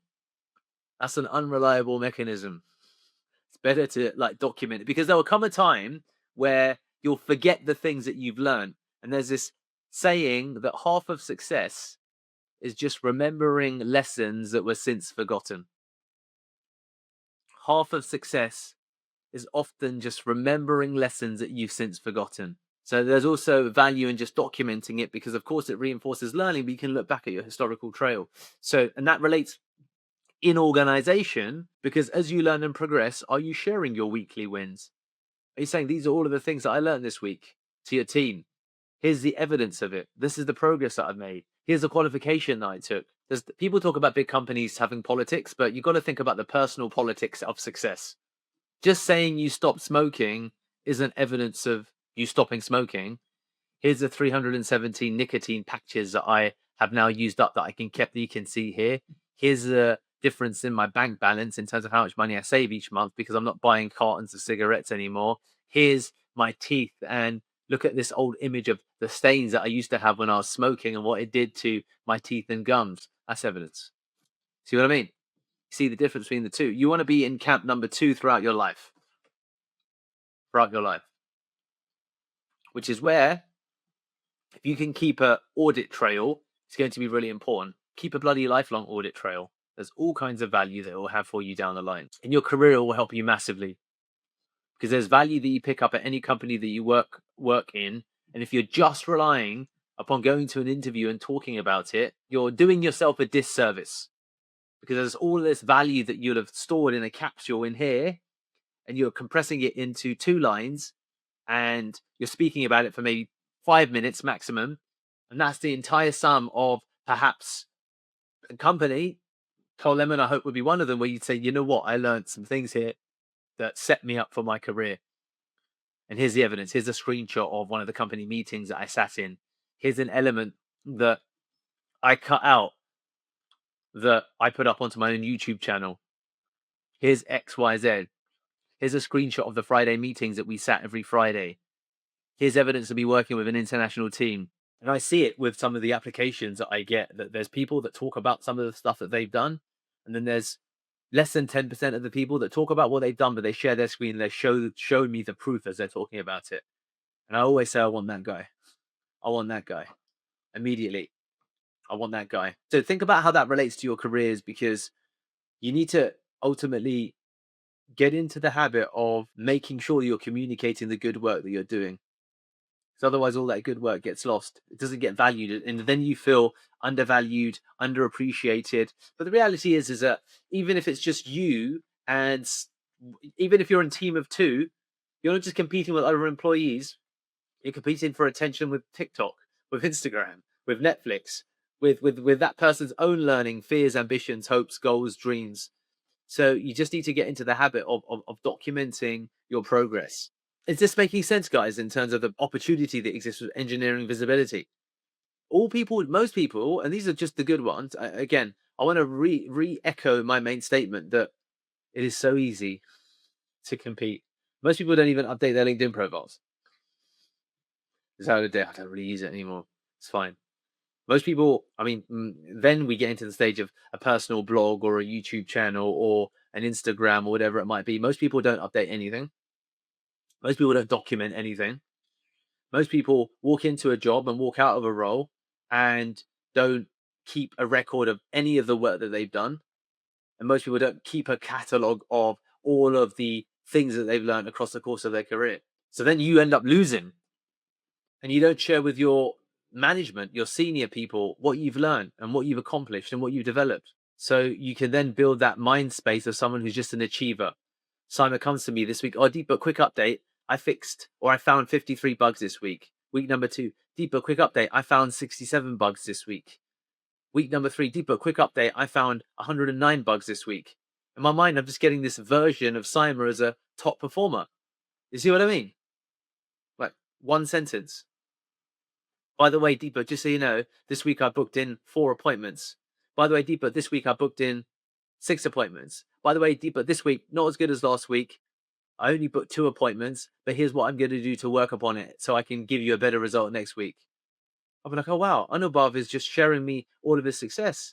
I just see Anubhav as someone who is honest, sharing his wins. And when he doesn't win, he shares with me his performance improvement plan. Amazing. Don't wait for performance reviews. Create the expectation that you're someone who reviews your own performance. Do you see the difference? Don't wait for performance reviews. Create the expectation that you're someone who reviews your own performance because you're always looking to continuously improve. Engineering visibility is for performance because also it creates expectations. What's really great about engineering visibility that people don't understand, because it isn't about showing off. It's about communicating the value that you're driving, but it's also about eliciting the social contract. So what do I mean by that? So as humans, anthropologically, we are designed to survive within tribes and groups of people where we're reliant upon, interpersonal responsibility and communication. So part of that is if I say to you, Tiddaraj, I'm going out to the forest to hunt, you generally have to, I've created an expectation that I'm going to go to the forest, I'm going to hunt, and I'm going to come back and I'm going to provide food for our tribe, as an example, right? So that's part of our social contract, and that's how tribes survive, by shared intercommunication where people have assigned responsibilities. So when you share your wins, you create an expectation of success. And most of us like to think that we have integrity, meaning that when I say stuff, you can expect me to do the stuff I say or to live up to the stuff that I say, because that's why I said it in the first place. Deepak, I ran 5 kilometers this week. Amazing. By saying that, you've created the expectation there's going to be more runs. You see what I mean? Otherwise, it's weird to say Deepak, or to say husband, wife, I only smoked 10 cigarettes this week, and the next week you're smoking 100 cigarettes again. You're like, well, why'd you tell me you smoked 10 cigarettes for? What was the point of that? Or why say anything? Why, if I only had 10 donuts this week, next week you have 20 donuts? Why'd you say that? What's the point of saying anything? Whatever this is, you create an expectation, right? As soon as you give that communication, and that communication helps you because it then creates an expectation that's slightly above ordinary performance. So I would say that it's really important to share your wins, because then it creates this internal culture of being someone who wins in general and who progresses in general.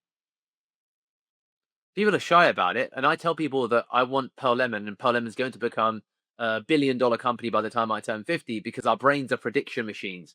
As soon as you state claims that are outside of your current sphere of comfort, your brain cannot help but think about how you're going to do that, how you're going to do that, how you're going to do that. If I say to you, you're going to ride an elephant backwards through your town center, you're probably already thinking about being on an elephant and being backwards and riding through a town center. And then I'd say, well, you need to find an elephant. And you're like, well, how am I going to find an elephant? The brain automatically immediately goes to how. Does that make sense, guys?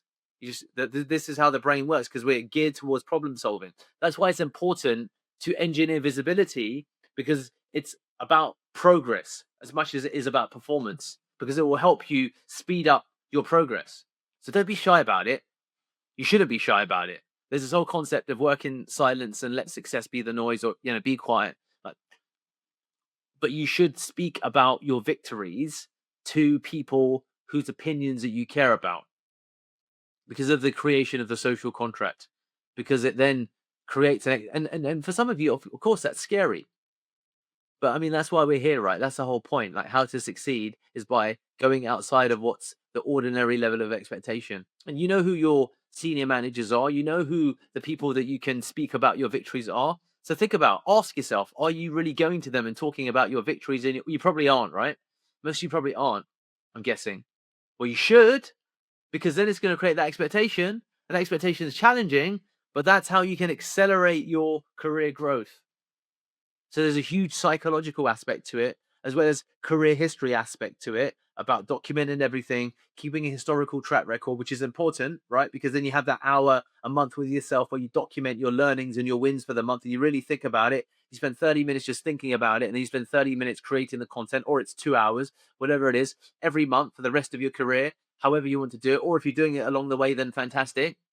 But then also sharing your wins with your team, because then you're likely to be like, right, I've got to live up to this expectation that I've created now. So we all make judgments whether we think we do or not, right? That's what I'm trying to communicate, because as much we judge positively and we judge negatively, but we judge. Everyone judges. It's just a normal part of the human character.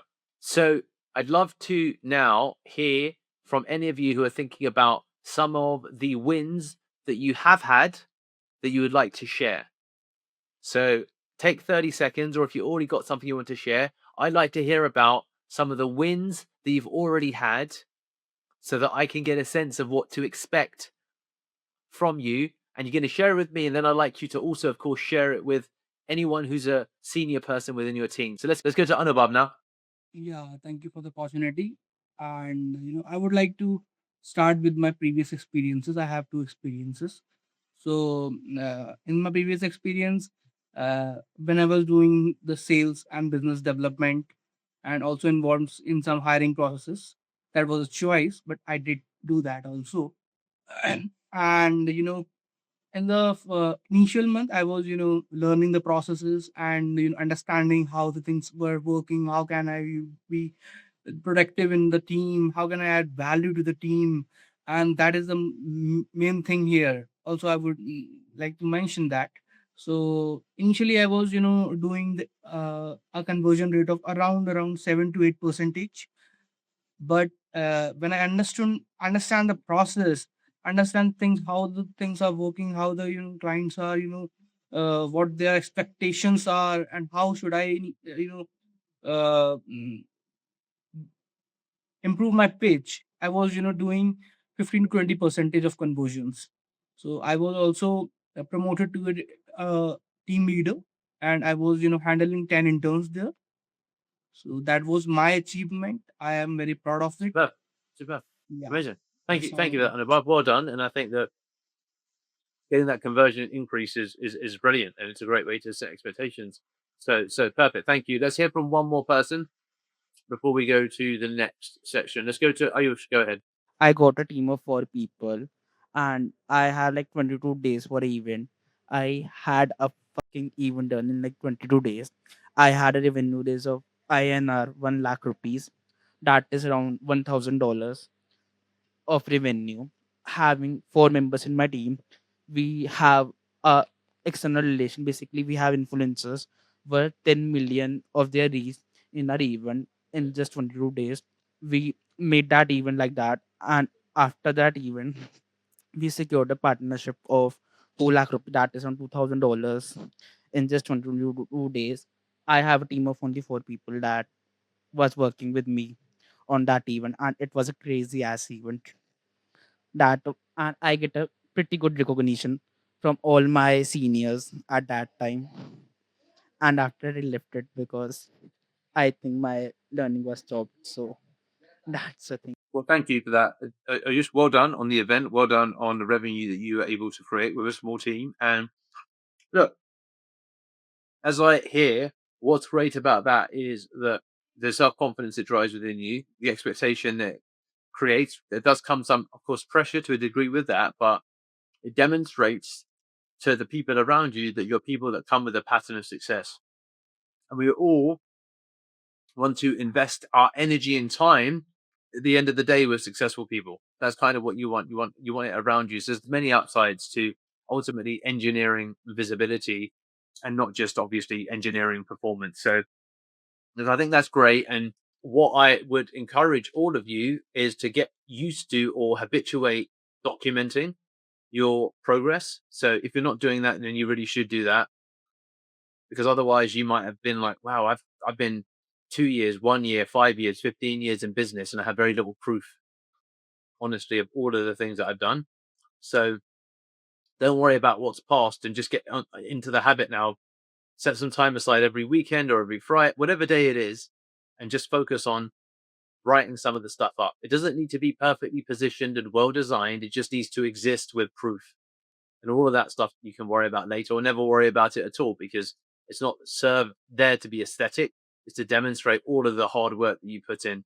Okay. And then also the second thing that's a key action that I'd like each of you to think about doing outside of that is communicating your wins within your role with your team.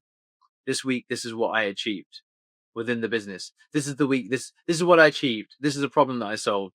These are my goals for next week. You leave it end of week saying, hey, it's Friday. You might be in the company updates group. You might have seen that people leave company updates at the end of the day, at end of the week. You can leave your own update for your team. Hey guys, this is some of the things that I achieved this week. These are things that I'm happy about. These are my goals for next week, and this is what I want to work on. Just wanted to share it with you so you guys know what's on my mind. Thank you so much. Appreciate your improved your communication with your team, demonstrates that you've got goals, talks about your wins, only helps you. All of it only helps you.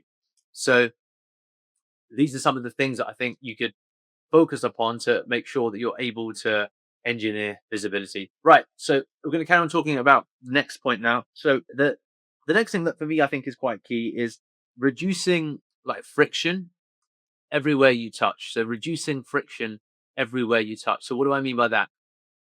I mean that the person who is often most valued is a person who can simplify what was otherwise a complex process or simplify complex communication.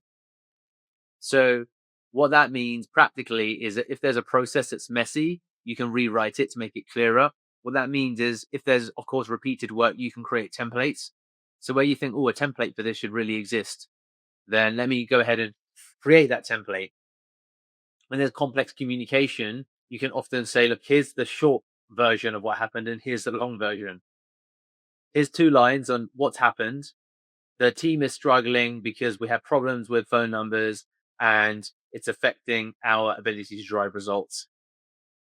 The long version is we use these tools XYZ, XYZ. So if you're able to basically reduce friction by improving communication and of course of improving processes, then great. But it's a very powerful mental model to keep in your mind. Like, how can I reduce friction? How can I reduce pain? How can I make something that's complicated simple? And the reason that becomes important is that as you go up the ladder, people's time as a resource becomes more and more limited because as you go up senior management, people have less time available to support you or to help you solve your problems. So if you're able to simplify some of the problems or to, of course, solve, and that goes without saying, then it's going to really set you up as someone who's excellent, ultimately, communicator and remover of friction. And that relates to that concept of being the Google Sheets guy or girl, or being the person who can build a simple tool, or the person who does X, Y, Z. So there's loads of deferred benefit in working on one powerful skill, going deep. So there's this concept of the kind of T-shaped career. So, and we all have it. It's just about being consciously cognizant to it. So when you build a T-shaped career, what that means, or a T-shaped skill set, is you have one skill set that you go incredibly deep on, whatever that might be. So if you're like, right, I'm going to be a project manager because there's 2 project managers I think that I see here, or I'm going to be a cold caller as an example because there's 2 cold callers that I see, and there's probably other people in other roles that I know. But if you're going to be a T-shaped project manager, you want to make sure you get the relevant project management qualifications, that you are a power user of one project management tool, and that you've read at least 3 to 5 books on project management. By the way, if you haven't done those things, then go away and do those things, because it is always surprising that if someone wants to make a career in a niche and they've not read at least 5 to 10 best-selling books on that niche, I'd say, well, where's your education come from then? Where's your education? Have you read from the best cold callers? Have you read from the best project management people at Google or at wherever? Like, and where's the proof of what you've read? Do you see what I mean now? How it's all coming together? And have you studied? Not did you read and be like, oh, okay, I'm listening and I'm cooking or I'm running and I'm thinking about the birds, and because people read or study like this, you're like, you didn't learn a fucking thing. So I think that it's really useful to think about that concept in your career, because if there's a space that you want to become dominant in, then make sure you build a really good education so you can build that T or that big line. I'm really deep on cold calling. I've read all of the books. I've done a lot of training. I've done a shitload of role play. So I've become really bloody good at cold calling. I'm really, really good. And then the T is for the associated skills. So within, for example, project management, some of the associated skills are I'm really good at understanding OKRs, because OKRs is a concept that's really important when it comes to, project management. Or I've gone and got my Prince qualification, or I know about Kanban methodology, or I know about sprints or the waterfall methodology, and this is my principles and process. So, or I'm an excellent communicator because as a project manager, I need to manage projects and therefore give updates. So I went and did a public speaking course as well to make sure I've got excellent communication skills. So that's my T. And the associated skills with cold calling. One of the biggest things that we do with cold calling, Deepak, is that we need to get really good phone numbers. So I also became an expert, not an expert, but I became quite a competent data scraper and cleaner because I knew that just knowing that skill would always be useful. So your expectation should be that you're a T-shaped, ultimately, you have a T-shaped skill set, okay? And that will help you reduce friction everywhere you touch because you need to be a great problem solver in your primary domain of expertise. And then it's very useful to help yourself by ultimately then being excellent or competent at things that relate to it. So, for example, it goes without saying, but it's useful to say because it's not obvious. Logical contradiction. A cold caller who can build lists is much more useful than a cold caller who's really good at cold calling, but they just can't build any lists. A project manager who has got advanced qualifications as related to Jira versus a project manager who's got advanced qualifications at Jira but can communicate project updates really well is way more useful than someone who just has the one skill.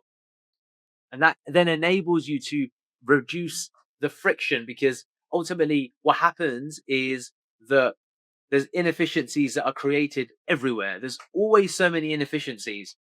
So your ability to set things up in Jira or in Ledger or in Asana or in Trello or whatever might be limited by the fact that you can't communicate the value of it effectively. So we're like, oh, damn, my communication skill is meaning that this inefficiency is perpetuating across the business. You might be an excellent cold caller, but you can't get the team to produce a list that you need. So you're like, I'm going to go away and solve this problem myself because that's how I help my own career. That's how I help myself if I figure out this goddamn phone number thing. Because then I can, or, whatever it might be. So that's the way that ultimately you can become indispensable. Because what happens ordinarily is that most people add work. What do I mean by that? Simon might come to me and say, Deepak, I've got Jira set up and it's all ready to go, but the team don't seem to use it. So then what she's saying is, Deepak, I need you to go and do a company-wide update and really push the use of Jira. She's coming to me with half a solution and a bigger problem. Do you see what I mean? Where it's like, okay, well, she's just creating more problems for me. Or I know Bob might come to me, Deepak, I'm great on the phone, but the phone numbers, the lists are rubbish. So I'm like, okay, well, he's coming to me with a problem, really. So he's not come to me with a solution. He's coming to me to tell me he's great, but there's this other problem. So what you want to do is remove indispensable people, remove those problems. They're like, I am the solution. Here is the problem, but I am the solution. Deepak, we had this issue with lists that was coming up with a particular campaign. So what I did is I went out and built my own list and I called from that list and I'm getting better results from my own list. And I want to walk you through exactly what I'm doing because I think it'll be a benefit to the team. You say that to your senior, you say that to anyone. Most people tend to offload problems that are not theirs because it isn't inside my job description. Do you see what I mean?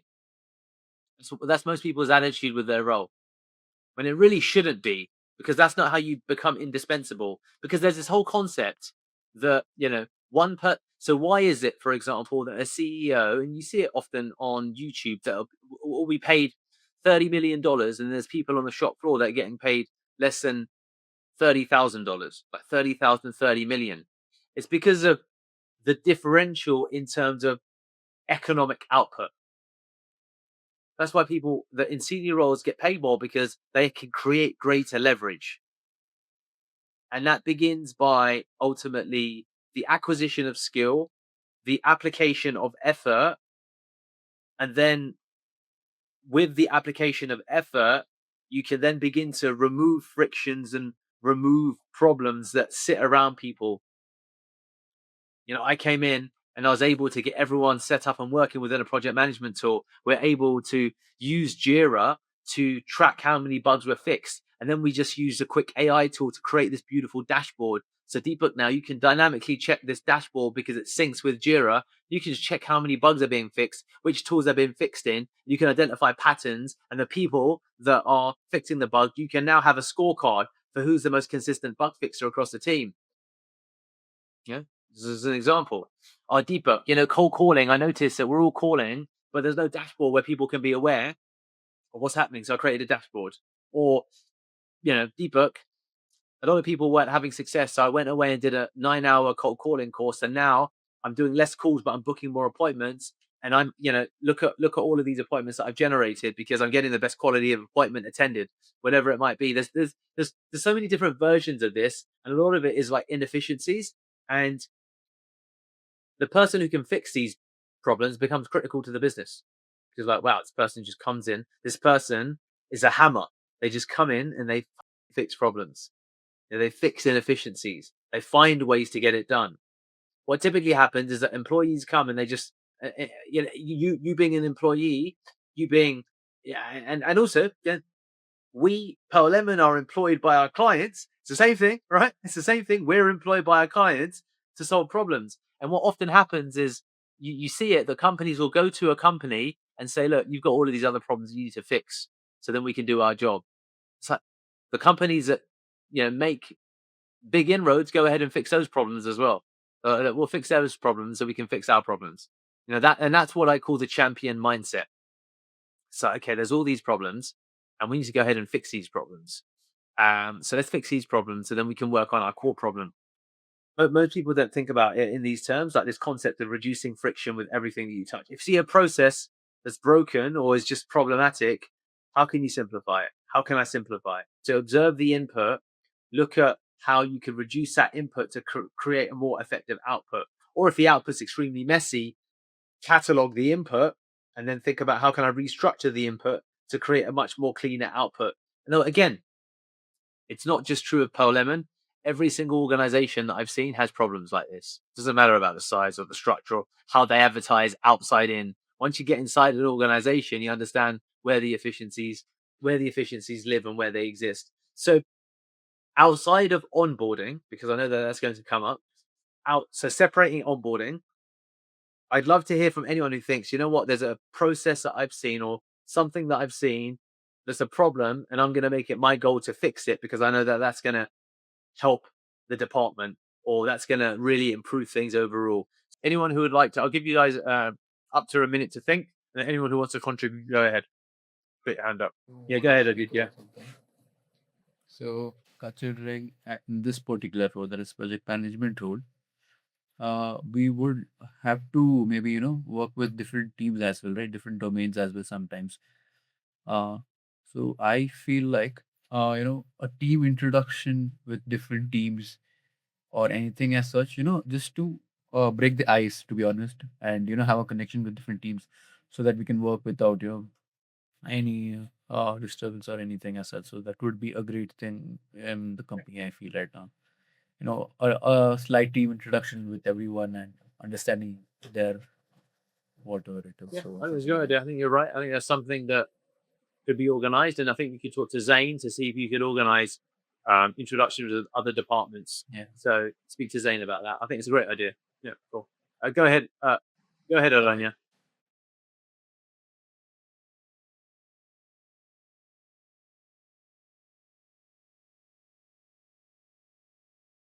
There's two recommendations that I had in mind. I don't know if they're going to be helpful, but first thing is I believe in terms of communication, we could use something like Slack, which is a great way to have a centralized communication in one platform for all the team members across. It's a lot like Discord, but better, mainly for corporate cultures. The second recommendation that I had is I don't know if the project management team is already using Jira, but with that comes a great operational cost every month to keep the software running, especially if you scale up the team members involved. So, in terms of my experience, I have discovered that ClickUp is much better than Jira, and it provides you with unlimited users for free on its free plan that they have.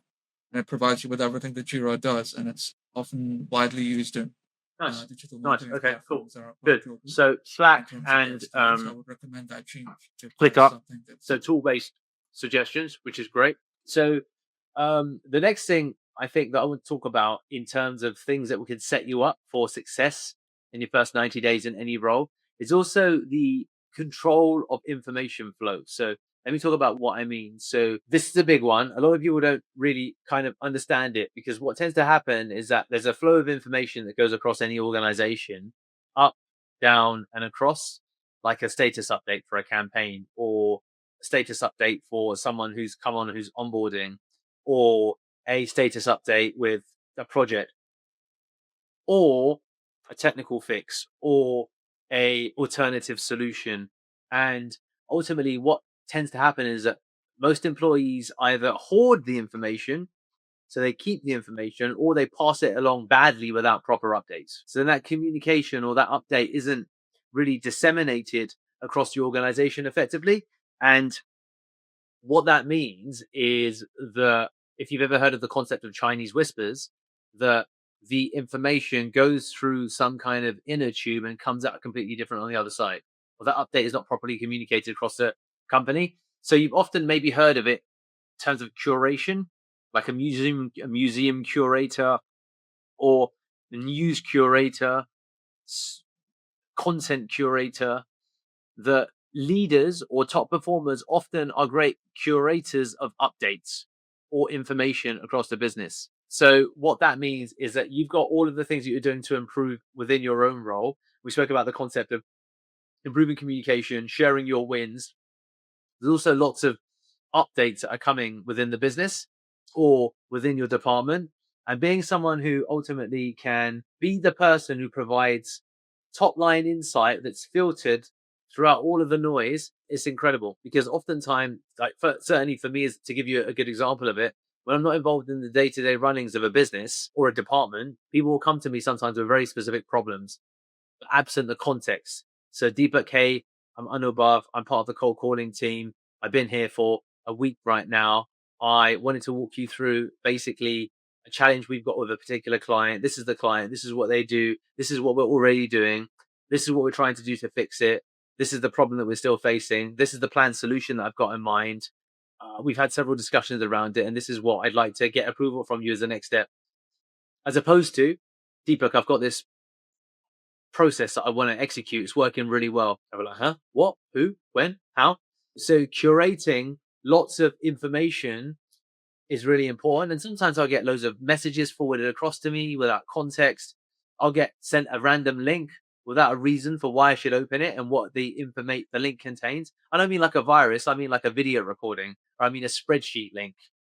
So what tends to happen is that when people communicate information, we're quite lazy. We communicate it and expect people to figure it out for themselves, but they don't have any of the contextual knowledge that we've got in our mind of what that sheet is, why that sheet was built, who that sheet is for, and how that sheet should be used. Sheet, document, video, whatever. Most people are pretty bad at doing stuff like that.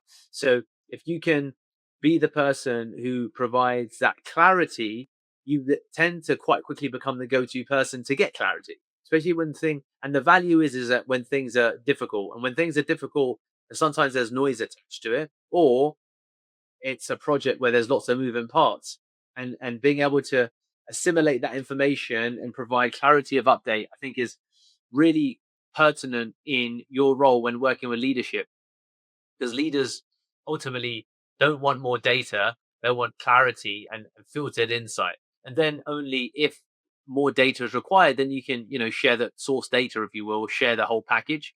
But certainly me, in terms of how I want data communicated to me, it's give me the top line, link to all of the details if I need to do further due diligence. And this happens in sales conversations as well, because there's what you'll find in your career with the control of the information flow is that different people need different levels and sets of information. So leaders need a short and sharp, operating executives need more process, and the analysts maybe need the strategic thinking and or the data sources for how you got the information together. So what you often find is that I now need to put all of that data and package it in appropriate ways for appropriate audiences, because everyone else requires, a different level of information. So sending me a 3-line email with what's going on wouldn't be adequate for someone in the department who's trying to solve the problem, because they'll say, I need the full breadth of the data. So what you need to be cognizant of, or what you need to be aware of, is who you're communicating relevant information with, and therefore how that communication should be addressed. And people don't often think about it in correct terms. So that's why you have the information flow of across, up, and then down. The people that are across need to just get the specific issue that you're facing, because they've got potentially knowledge of the campaign and what's going on, and they'll understand. The people that are down need to understand conceptually maybe what you do. The people that are up maybe just want the result of what you do. Does that make sense, guys? How you have to tweak the data to match the audience. Now, what's pertinent is that if you always contain or have a canister or a container for all of that data, so anyone can get to any level of data, but then you just tweak the presentation. And that's what's always safe. I talk to my sales team about this, because they don't cater for every different type of user. I say, look, we're selling lead generation as an example. So we're going to help you with running cold email campaigns. Some people are going to see insights as to, why we believe in cold email, why it's an effective methodology, and why it still works in 2026. Other people want to know, what tools do you use, and what are the processes, and how many emails do you send? What are the sequences? What are the technology? Other people need to see, what is the actual strategy behind how you build your ICP and why you do what you do. So it's safe then to build and package data for every single audience, because that's the way to be safe. So controlling the information data, controlling the information flow, is also a case of understanding, well, who's up, who's sideways, who's down, and how do I communicate with each of these people? Which again comes to that point that clarity of communication is so incredibly important to your career, because then you can communicate those insights. I mean, it's the very reason, for example, why we have the development side of the business. And I would say that we are now launching on multiple platforms for our lifetime deal tools. And we're getting wonderful feedback from lifetime deal developers, lifetime deal platforms, because they're saying our tools feel really mature. Because, interestingly, now the skill of the best development teams in the world of vibe coding are people that can communicate vision really articulately. Does that make sense? Because learning development is there's no value in learning any development right now. Of course, learning Python, learning PHP, learning Java, learning React, learning Ruby on Rails, all of it is totally redundant now. So actually then what's becoming most important is really, really good communication with the LLMs. So how well can you communicate with ChatGPT kind of determines the quality of the output that you can get, right? Isn't it funny? Which is why I now overnight have become one of the best developers that I know. Isn't that funny? Like, I'm a better developer now than some of my friends who spent 10 years studying development, because I see what they produce and I see what I produce, and I'm like, man, I don't know how you prompt the tools that you use, but you're not prompting it like I prompt it, because you don't understand the user and you're not able to clearly articulate the problems that they face. You're not able to clearly articulate the solutions.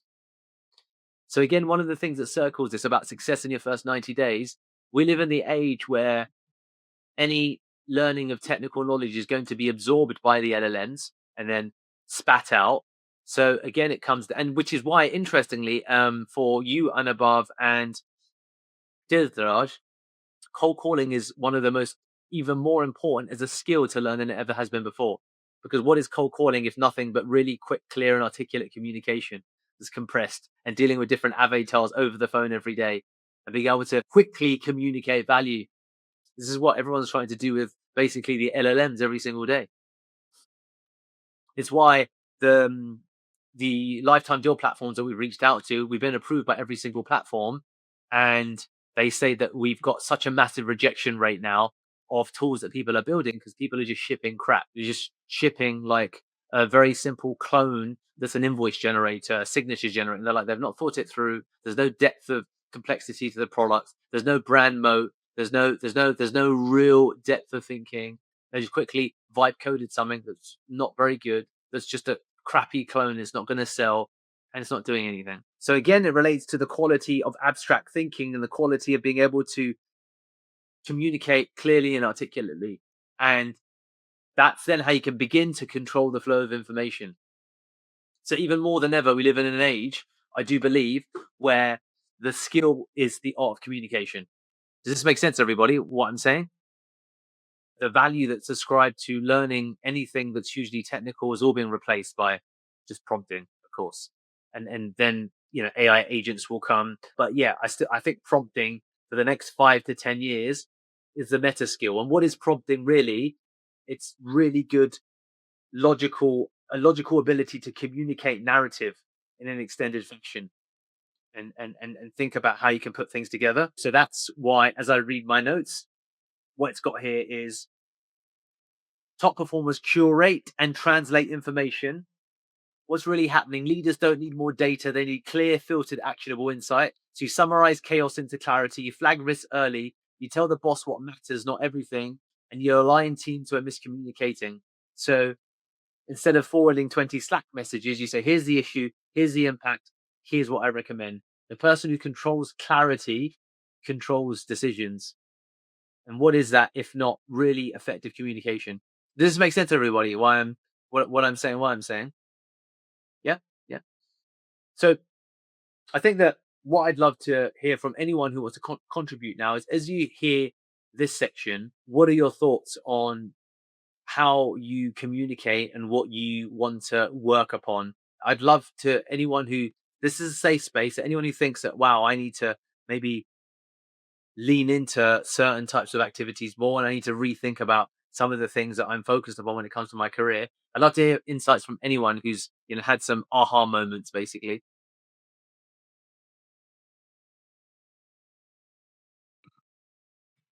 Right. So, again, like throughout my experience, what I have noticed is when you join a place that you're not quite familiar with everyone that's involved in the company, what I generally do is I create a communication matrix where I know very clearly as to if this is the information and who's the audience and at what frequency I need to communicate that information to that audience and what method I should use. And once I have that on, let's say, an Excel sheet, simplest form of it, then that sticks throughout the entire tenure that I am spending on them. And I never really have to, get confused about that. Or I think putting down, like what you said, is a clear Yeah, matrix you yeah, are nice, involving. nice. Agreed. I That think really I think that helps you makes tons of throughout the sense, journey. and Saves time a lot. I think that knowing that you create that from the beginning is brilliant. It does massively help. So no, thank you, Adonia. Let's go with two more people. You wanna? Yeah, Anubhav, go ahead. Yeah, communication is obviously the that skill that, and I believe that communication should be clear as well as on timely basis. That will create an impact, and it's not about just sharing the information. Information is everywhere on the internet, and this AI tools, ChatGPT, Claude, and have done that thing. That information is just flowing on the internet. You just need to give a prompt; they will give you that information and that value on just a simple prompt, or maybe 2 3 words. That is how easy the information is there. But ensuring the right message reaches to the right person at the right time, basically the timing should be, that is the main thing here. And if you have the clarity, there will be no confusion to the client as well. And consistency means, if you're giving regular updates, that is the main thing here. And the context is more important, that what something matters and what the client is expecting out of you, that what value you are bringing to that client, and what are you delivering, that is the main thing. And yeah, this is the main points to be covered. And also we can just we have a proper WhatsApp setup as well. And maybe in the near future, we would be as you told, that we will be working on the Slack as well as on the Jira for the more structured communication for the task, and for our internal communication as well. Nice, nice. So yeah, we will be doing on this.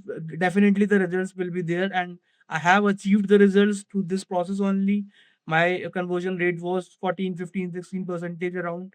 and hopefully I would be contributing here as well, with the same mindset, and the learning never fades.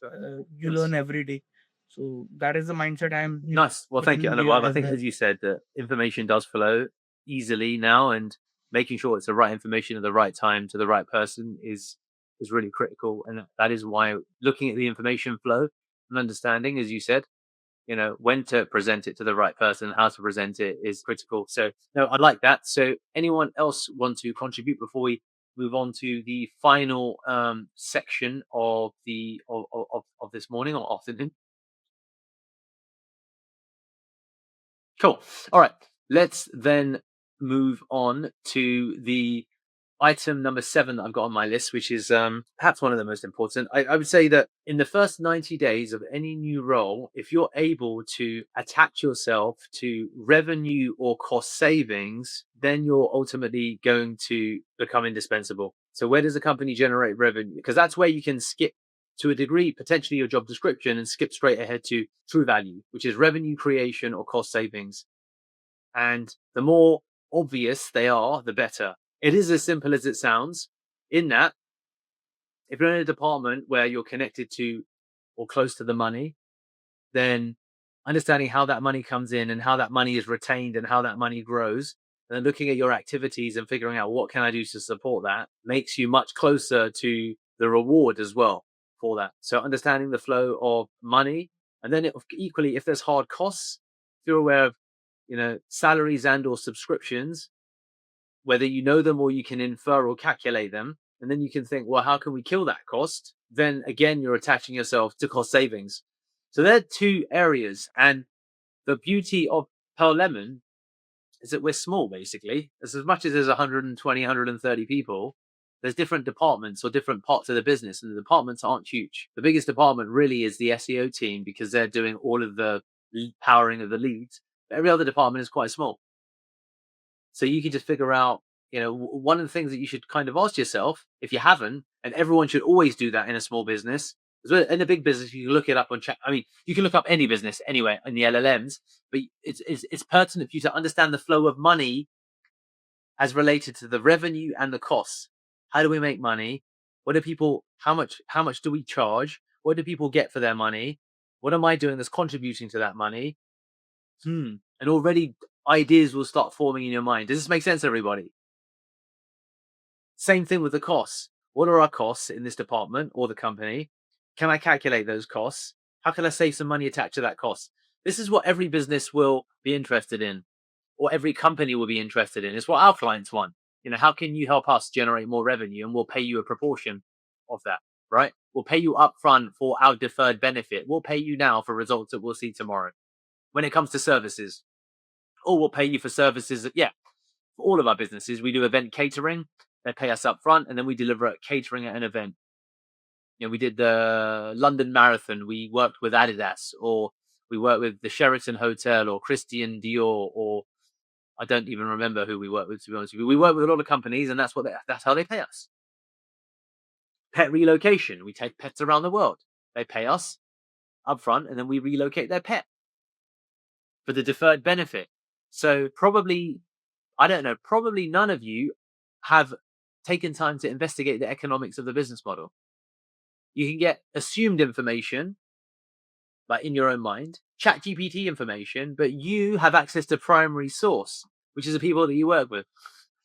Find out from the people that have been here the longest, like, how do we actually make money? How does it work? Can you walk me through it so I can understand? In that case, knowledge is power, and that power or that knowledge isn't readily available on ChatGPT. Does that make sense? Because you won't get the true reality of it unless you talk to people internally. You can make a lot of assumptions and inferences, but you don't, in a world where you have access to primary source, you don't need to do that, really. So I would maybe do that to get a bit of a mental model of how does this company work, or how does this business niche work. And then I just ask people and be like, how does this work? And how much do we charge our clients? And who does the work?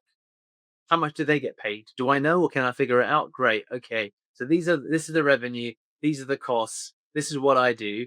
How can I get lesser? How can I help the company do less of this and then more of that?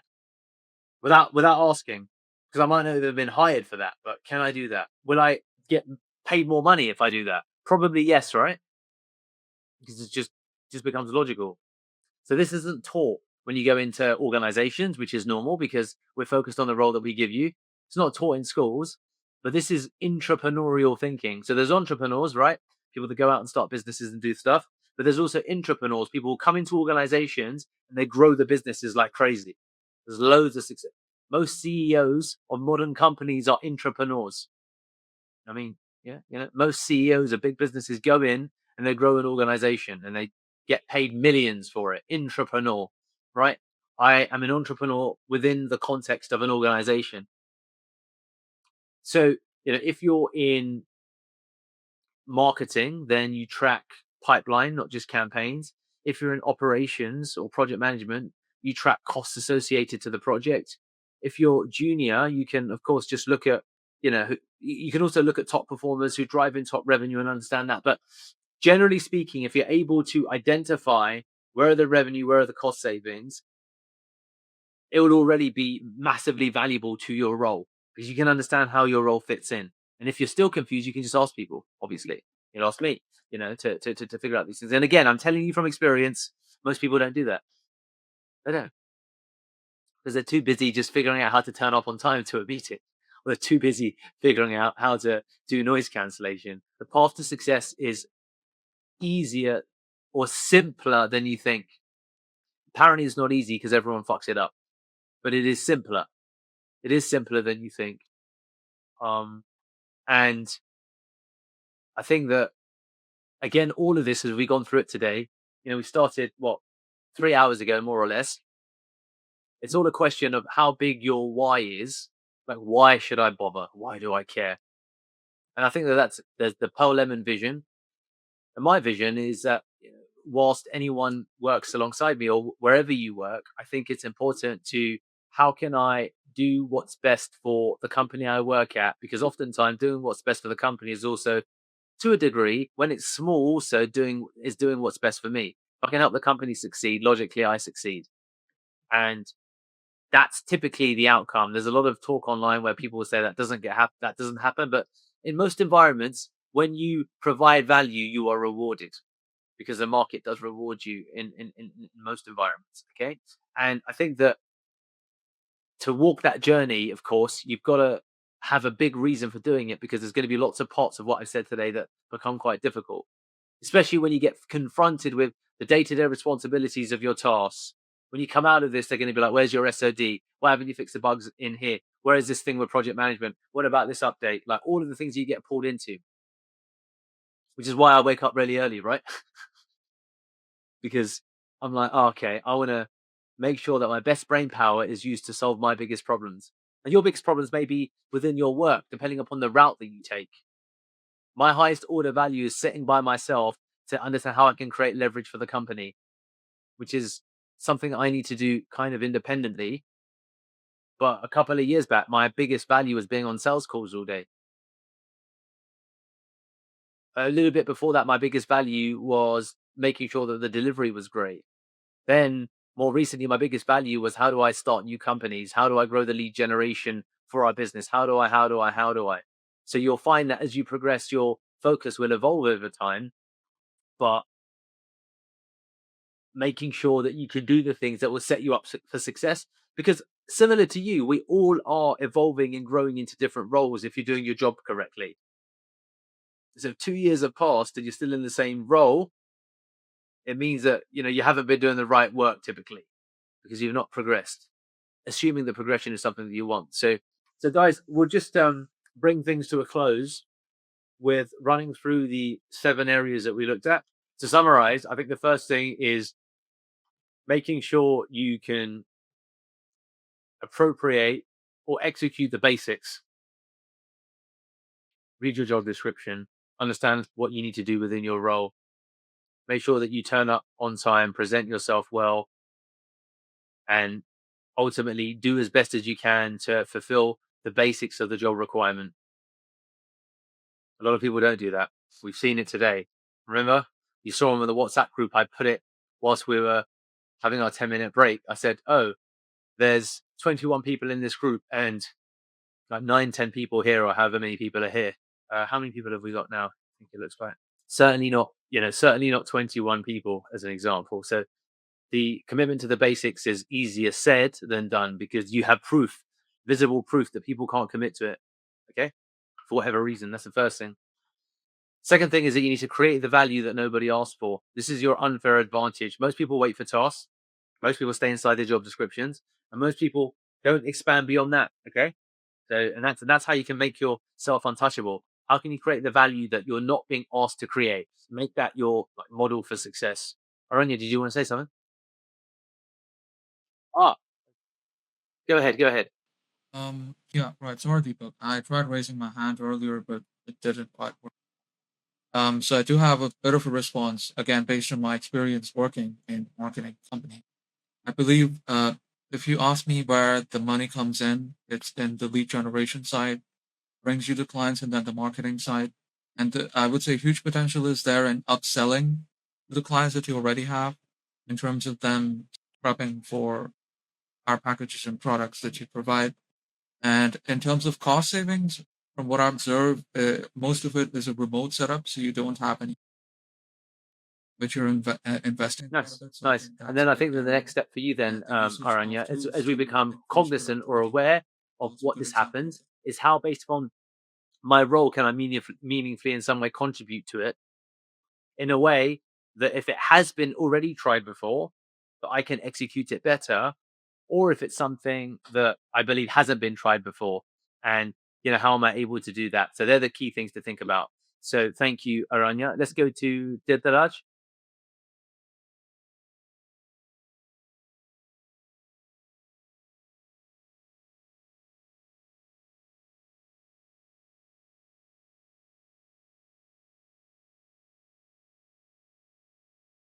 Yeah, the name came because I was looking for the first name was actually Cucumber, and then I created a load of videos about our company and I did a mass batch upload on multiple video platforms.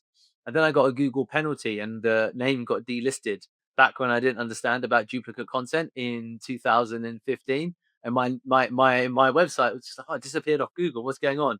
And then I went in and I saw that I had a manual action against me. And I was like, I can't be bothered to start a company like this, so I'm not even going to bother trying to recover it. I said, right, I must find a new name. So the original name was Cucumber with a K, cucumber.co. I was like, oh, Cucumber's a cool name.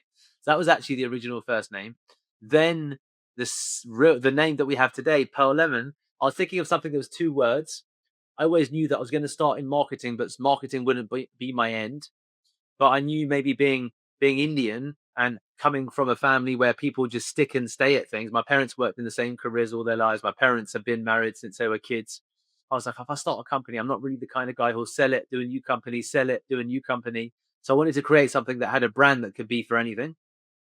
So I didn't create marketing in the name or any of this type of stuff because I knew that. And then I wanted to do something that was kind of like an oxymoron. So an oxymoron is two things that kind of logically contradict themselves because you tend to remember that. So black white marketing is more memorable than white marketing or black marketing because it's black and white together. Or if any of you watch Stranger Things, they call it the upside down. So the upside down, and that's quite memorable and intentional as a name. So logical contradictions are quite memorable. So then I was just looking for something that was brandable, that was available. And then my wife, Daniela, she was wearing at that time pearl necklaces. And then she got me into not using French dressing and other stuff for salad, but using lemon. She was like, oh, it's healthier and it's just as good. I was like, okay. So then around that time, I was like, oh, let me just see if that's available as a domain name, Pearl Lemon. And it was. And I was like, oh, fuck it. I think I've just found the name of the company. So that was that. And that was kind of how I decided the name to use Pearl Lemon. There you go. That's our little story. Um, so um, no, go on. Yeah, go on. Yeah.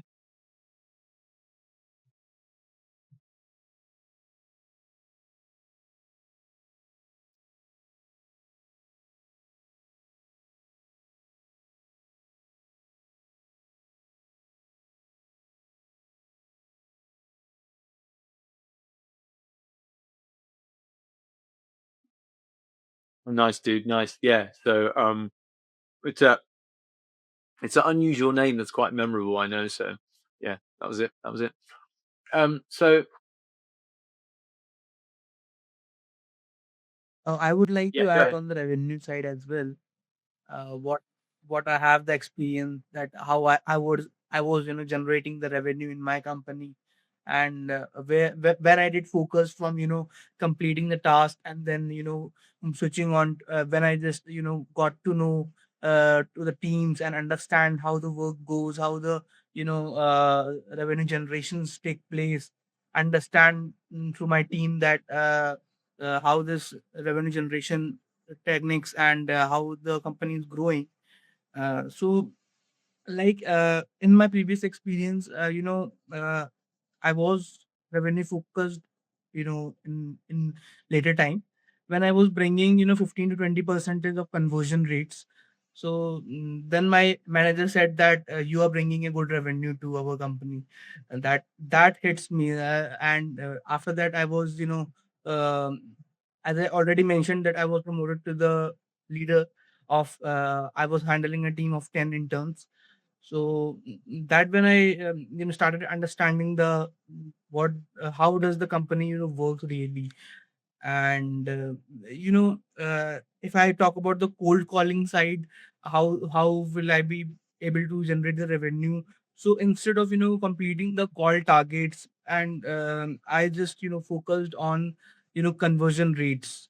And yeah, that's how it brought the actual revenue to my company then, that I was working with. And I was also on the side of the operations team as well in there. I was doing managing, documenting the things, that is the from Microsoft Excel, Google Sheets. And I was also on the lead generation side as well, because I was handling end-to-end sales. So lead generation, I was using the Apollo extensions and instant data scraper that time. I don't know what we use here, but I would be happy to contribute there as well. And yeah, having my rules and diversifications in the cold calling side as well, and the project management as well as on the MIS executive and the operation side. So I am very confident that the revenue will be automatically Okay. generated All right. from Well, my I end. love your confidence, Anubhav, and I'm looking forward to hearing what successes that the cold calling team have now that you're here. So great, my man. I like it. I like it a lot. Cool. All right. Well, then I think that I will continue through this list then for that. So yeah, as I said, guys, creating the value that nobody asked for, I think, is critical to success in whatever way that you see that that's fit. Then we spoke about winning the speed game. So that's be the fastest person to say yes, be the fastest person to ultimately commit to task execution, and then be the fastest person who can learn a new body of information very quickly. You put those three things together, you'll excel in any organization you go into. Say yes first. If you don't get enough requests, then go out and find where the tasks exist, because they always exist, and then figure out how to execute the tasks. And that one of the things that really means is get into the habit of being a lifelong learner. And there's learning on the job, right? Which is when you're saying, great, I need to figure out how to use webhooks with this Google Sheet to get all of the information going into client reporting. You'll be like, I can do it. And you might not know how to do it. You'll be like, but I can figure it out. I'm sure it can't be that hard. You watch your tutorials and you do it. So there's that on the job reactive learning. And then there's proactive learning, which there's two types of learning. There's procedural learning, which is how to execute a procedure effectively. Okay. Which is how to set up anything effectively. And then there's meta learning, which is let's call it analytical learning rather, which is where you learn concepts and frameworks and principles. Okay. Now, the value or the higher order skill is like that's where a lot of people are afraid of the LLMs because they're saying knowledge work is being replaced by the LLMs, but it's for me, it's still procedural thinking. It's a procedure that executes based upon human direction. Same thing with AI agents in the end. They're given a task or a multi-step task and they go ahead and execute it, and they might run queries and they go ahead and figure out the best way to do the task. But they're agents that don't have true agency, meaning real, true independent thought, because they're always operating within a framework. So the value is And figuring out some of these things is a consequence of ultimately building the mental models. And that is getting into the habit of being a learner. And most people think they're learning, but they passively learn because they do stupid shit like watching a documentary about, how Netflix became $1 billion company, or they read a book about Steve Jobs, or they watch a podcast with Joe Rogan. It's not like true depth of learning, basically. So what you're looking for is depth. So that's winning the speed game, the fastest responder, executor, and learner. And we spoke about engineering visibility, right? So I hope you guys really do, because we had this time together, and the reality is that, for some of you, you'll be here in 6 months, in 2 months, in 2 years. Some of you, maybe your time with me is short, but all of you will be with yourselves for the entirety of your career. So when you're 30, you're still going to be there. When you're 40, 50, 60, maybe you're retired and living in mansions on a boat, maybe you're still working at 60, you're still going to be there. Commit to yourself to engineering visibility in documenting what you do with your career, because it will massively help you.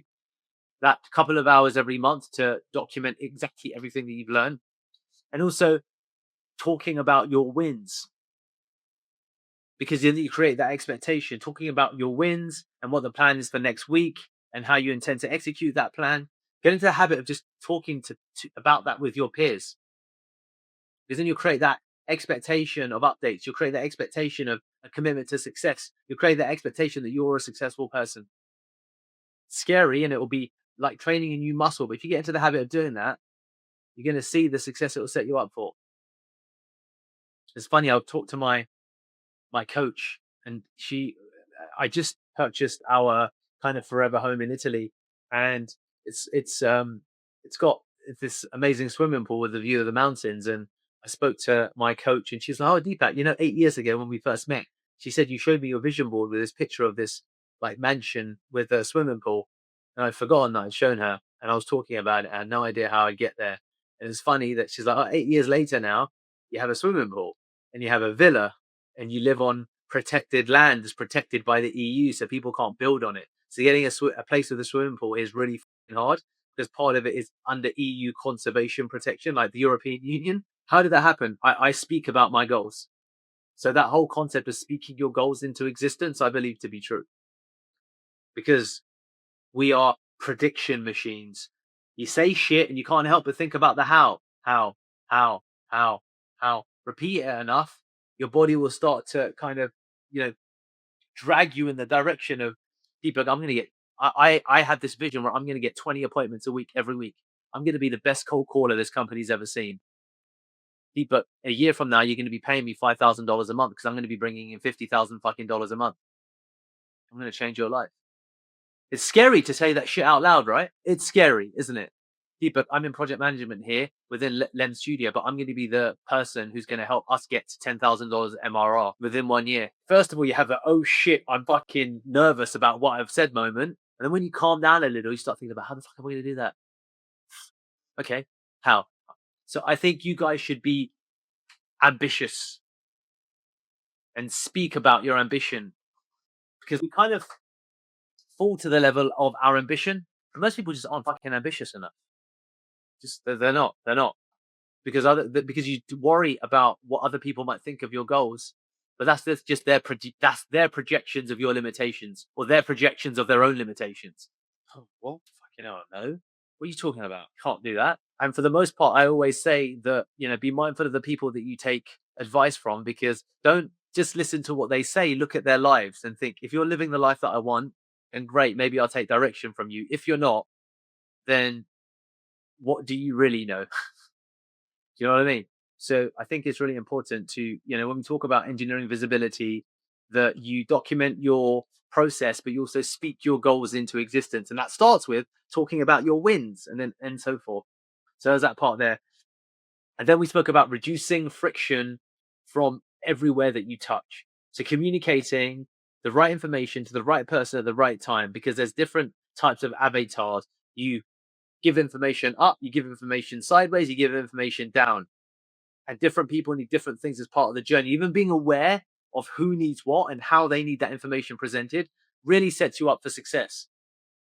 Because people don't make those mental distinctions. There's different avatars, there's different prototypes or archetypes. There's the manager who wants to understand a bit more about the processes in the team. There's an operator who works alongside you, who wants a technical detail. There's the junior who needs to be just taught about what the process is before they can even execute the process. And then there's the leader who just wants the results. You're just being mindful of who the people are and who you should communicate what to. If you want to communicate your wins, you tell your technical team about, oh, you know what, I just found this cool iteration that will help me improve my workflow because I found a new widget that I can install in Roblox, or a new plugin for this lead generation tool, or a new blah, blah, blah, blah, blah. To your leader, you say, I generated 4 new appointments this week. Amazing. Killing it. Next week, my goal is to get 5 Deepak. Watch me go. And you're like, oh, wow, I said that to my manager. I've created that expectation up. Good. You know, winners fail up, right? Because even if you don't get there, it's the act of trying that will eventually get you there. Always. I'll say that again. If you set some big expectations, even if you don't get there, it's the act of trying that will eventually get you there. The only way that you even attempt to get there is that you speak some of these wild things that will seem wild to other people, because then, you know, you will slowly begin to plot the path. So reducing friction everywhere you touch, controlling the information flow up, down, as well as sideways. And then we've got finally, attaching yourself to revenue or cost savings. How does the company make money? How does the company save money? How can I help the company save a load of money or make a load of money? And in your position in small companies like Pearl Lemon, where you'll have me come on, or any business where you have direct access to the leaders, you've got massive upside opportunity to make these things happen. You've got massive upside opportunity to control ultimately how much you're paid, because there's the job description, but then you can basically do a big X around that and say, I want this. To get this, what are the problems that I need to solve? Right? There isn't anyone here to, you know, who wouldn't be happy with an extra, for example, $5,000 a month, right? Because that can change lives in many countries. It will change my life in Italy. It will change your lives in India or wherever in the world you are, right? So then you got to look at, well, for me to get 5,000, I need to, for example, create $50,000 a month in revenue, because that revenue isn't money in, you know, my pocket or money in the leader's pocket. It's shared and distributed across the teams, right? In salaries and structure. So how do you do that? And it's just useful to think about that and to be aware of that, because then you can begin to align your career with solving the right problems. Because there's this concept fundamentally that people spend a lot of their lives hacking the right tree, but it's like you're in the wrong jungle. It's like you're trying to solve this spreadsheet problem.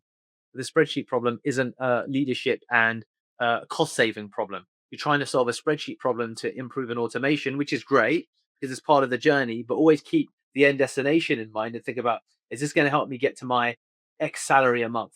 How do I get there? How do I get there? And it's very easy to kind of, as we walk through our journey, we have an intention to get there, and along the way we kind of forget about it, and we end up kind of like down there, and like, how do I get there? It's because you kind of forgot. Because what we need to continuously do is remember what we're doing. Okay, we're going that way, we're going that way. So you always need your compass and the map to navigate where you're going, and then you work with the sea, you work with the wind, you work with the current, right? Because otherwise you end up drifting. So think about what it is that you want from your career. Think about what is the money that you want, and think about what problems do I need to solve to get there. You know, for me, for example, to build $1 billion company, the problem that I need to solve, first of all, is to generate services-based businesses that will generate a level of income that would be $5 to $10 million a year, 15, 20 million, because that will give retirement money to not just me, but everyone here, because we're a small team. You know, Anubhav and Tirit, I'm being serious when I say that if you like work your arse off for 1-2 years, like crazy hours, but then you change your ability to generate appointments, you can build retirement income at Pearl Lemon within 5 years. Because then ByteDance, the parent company of TikTok, will say, guys, we're going to give you that $500,000 budget. And or give you 300K. We had another company, I was on a call yesterday, and we're talking about them spending $15,000 a month with us. And they're like, cool, we need appointments for investors and we need them quick. And if you're Anubhav, the person, say, look, I single-handedly ran that campaign and I fucking delivered that campaign, like, of course it makes sense to give you just $2,000 a month from that campaign. And an extra $2,000 becomes life-changing money for in Italy as well with $2,000, right? So think about where the right opportunities are, and then think about how you can solve those problems and work really hard at solving those problems. It's just a case of figuring. And same thing with you, Ayush, right? If you can crack lead generation, say, Deepak, I can book appointments left, right, and center from cold email. Tasneem, if you can find amazing people that are transformative, you can come to me and say, Deepak, I found your. So if Anubhav becomes a star, as an example, and you find the next 3 Anubhavs, great. How do I uncover the people that? And what you're hiring for is not the skill set, it's the mindset. It's not the skill set. Skills are easily acquired. Easy come, easy go. Easy come, easy go. The mindset is rare because most people are lazy. They say they want it, but they don't want it. They say they want it, but they don't wake up. They say they want it, they'll come off this call and no one will send end of week wins to their head of department. No one will approach me for any information, or someone will approach me once and then I'll never hear from them again because I've seen it. I've been in this position before. I've seen it time and time again. But if you can find the people that have the right mindset for success, you can say, Deepak, look at the people that I brought on, because that's what we're looking for. That's what anyone always wants. You know, give me a beautiful mind with no skills, no nothing, and I can co-create something beautiful. Does that make sense, everybody? That you don't hire for skill set, you hire for mindset, which is why they talk about that whole principle. It's never skill. Skill everyone can acquire here. You know, what I'd know to run the company is not anything that none of you could technically learn. There is nothing from a knowledge or IQ standpoint that separates anyone from me, or even people that are well above all of us or below us in the room. It's all based upon mindset and all of the things that gives you, like emotional fortitude, ability to execute, decision making. So you know, these are some of the principles. So these are my thoughts on how you can succeed within your role, within any role, within the first 90 days. So thank you, everybody. You're good to continue your day now. And outside of that, yeah, no, I really do hope that, you know, these are things that, for what it's worth, I do believe to be true.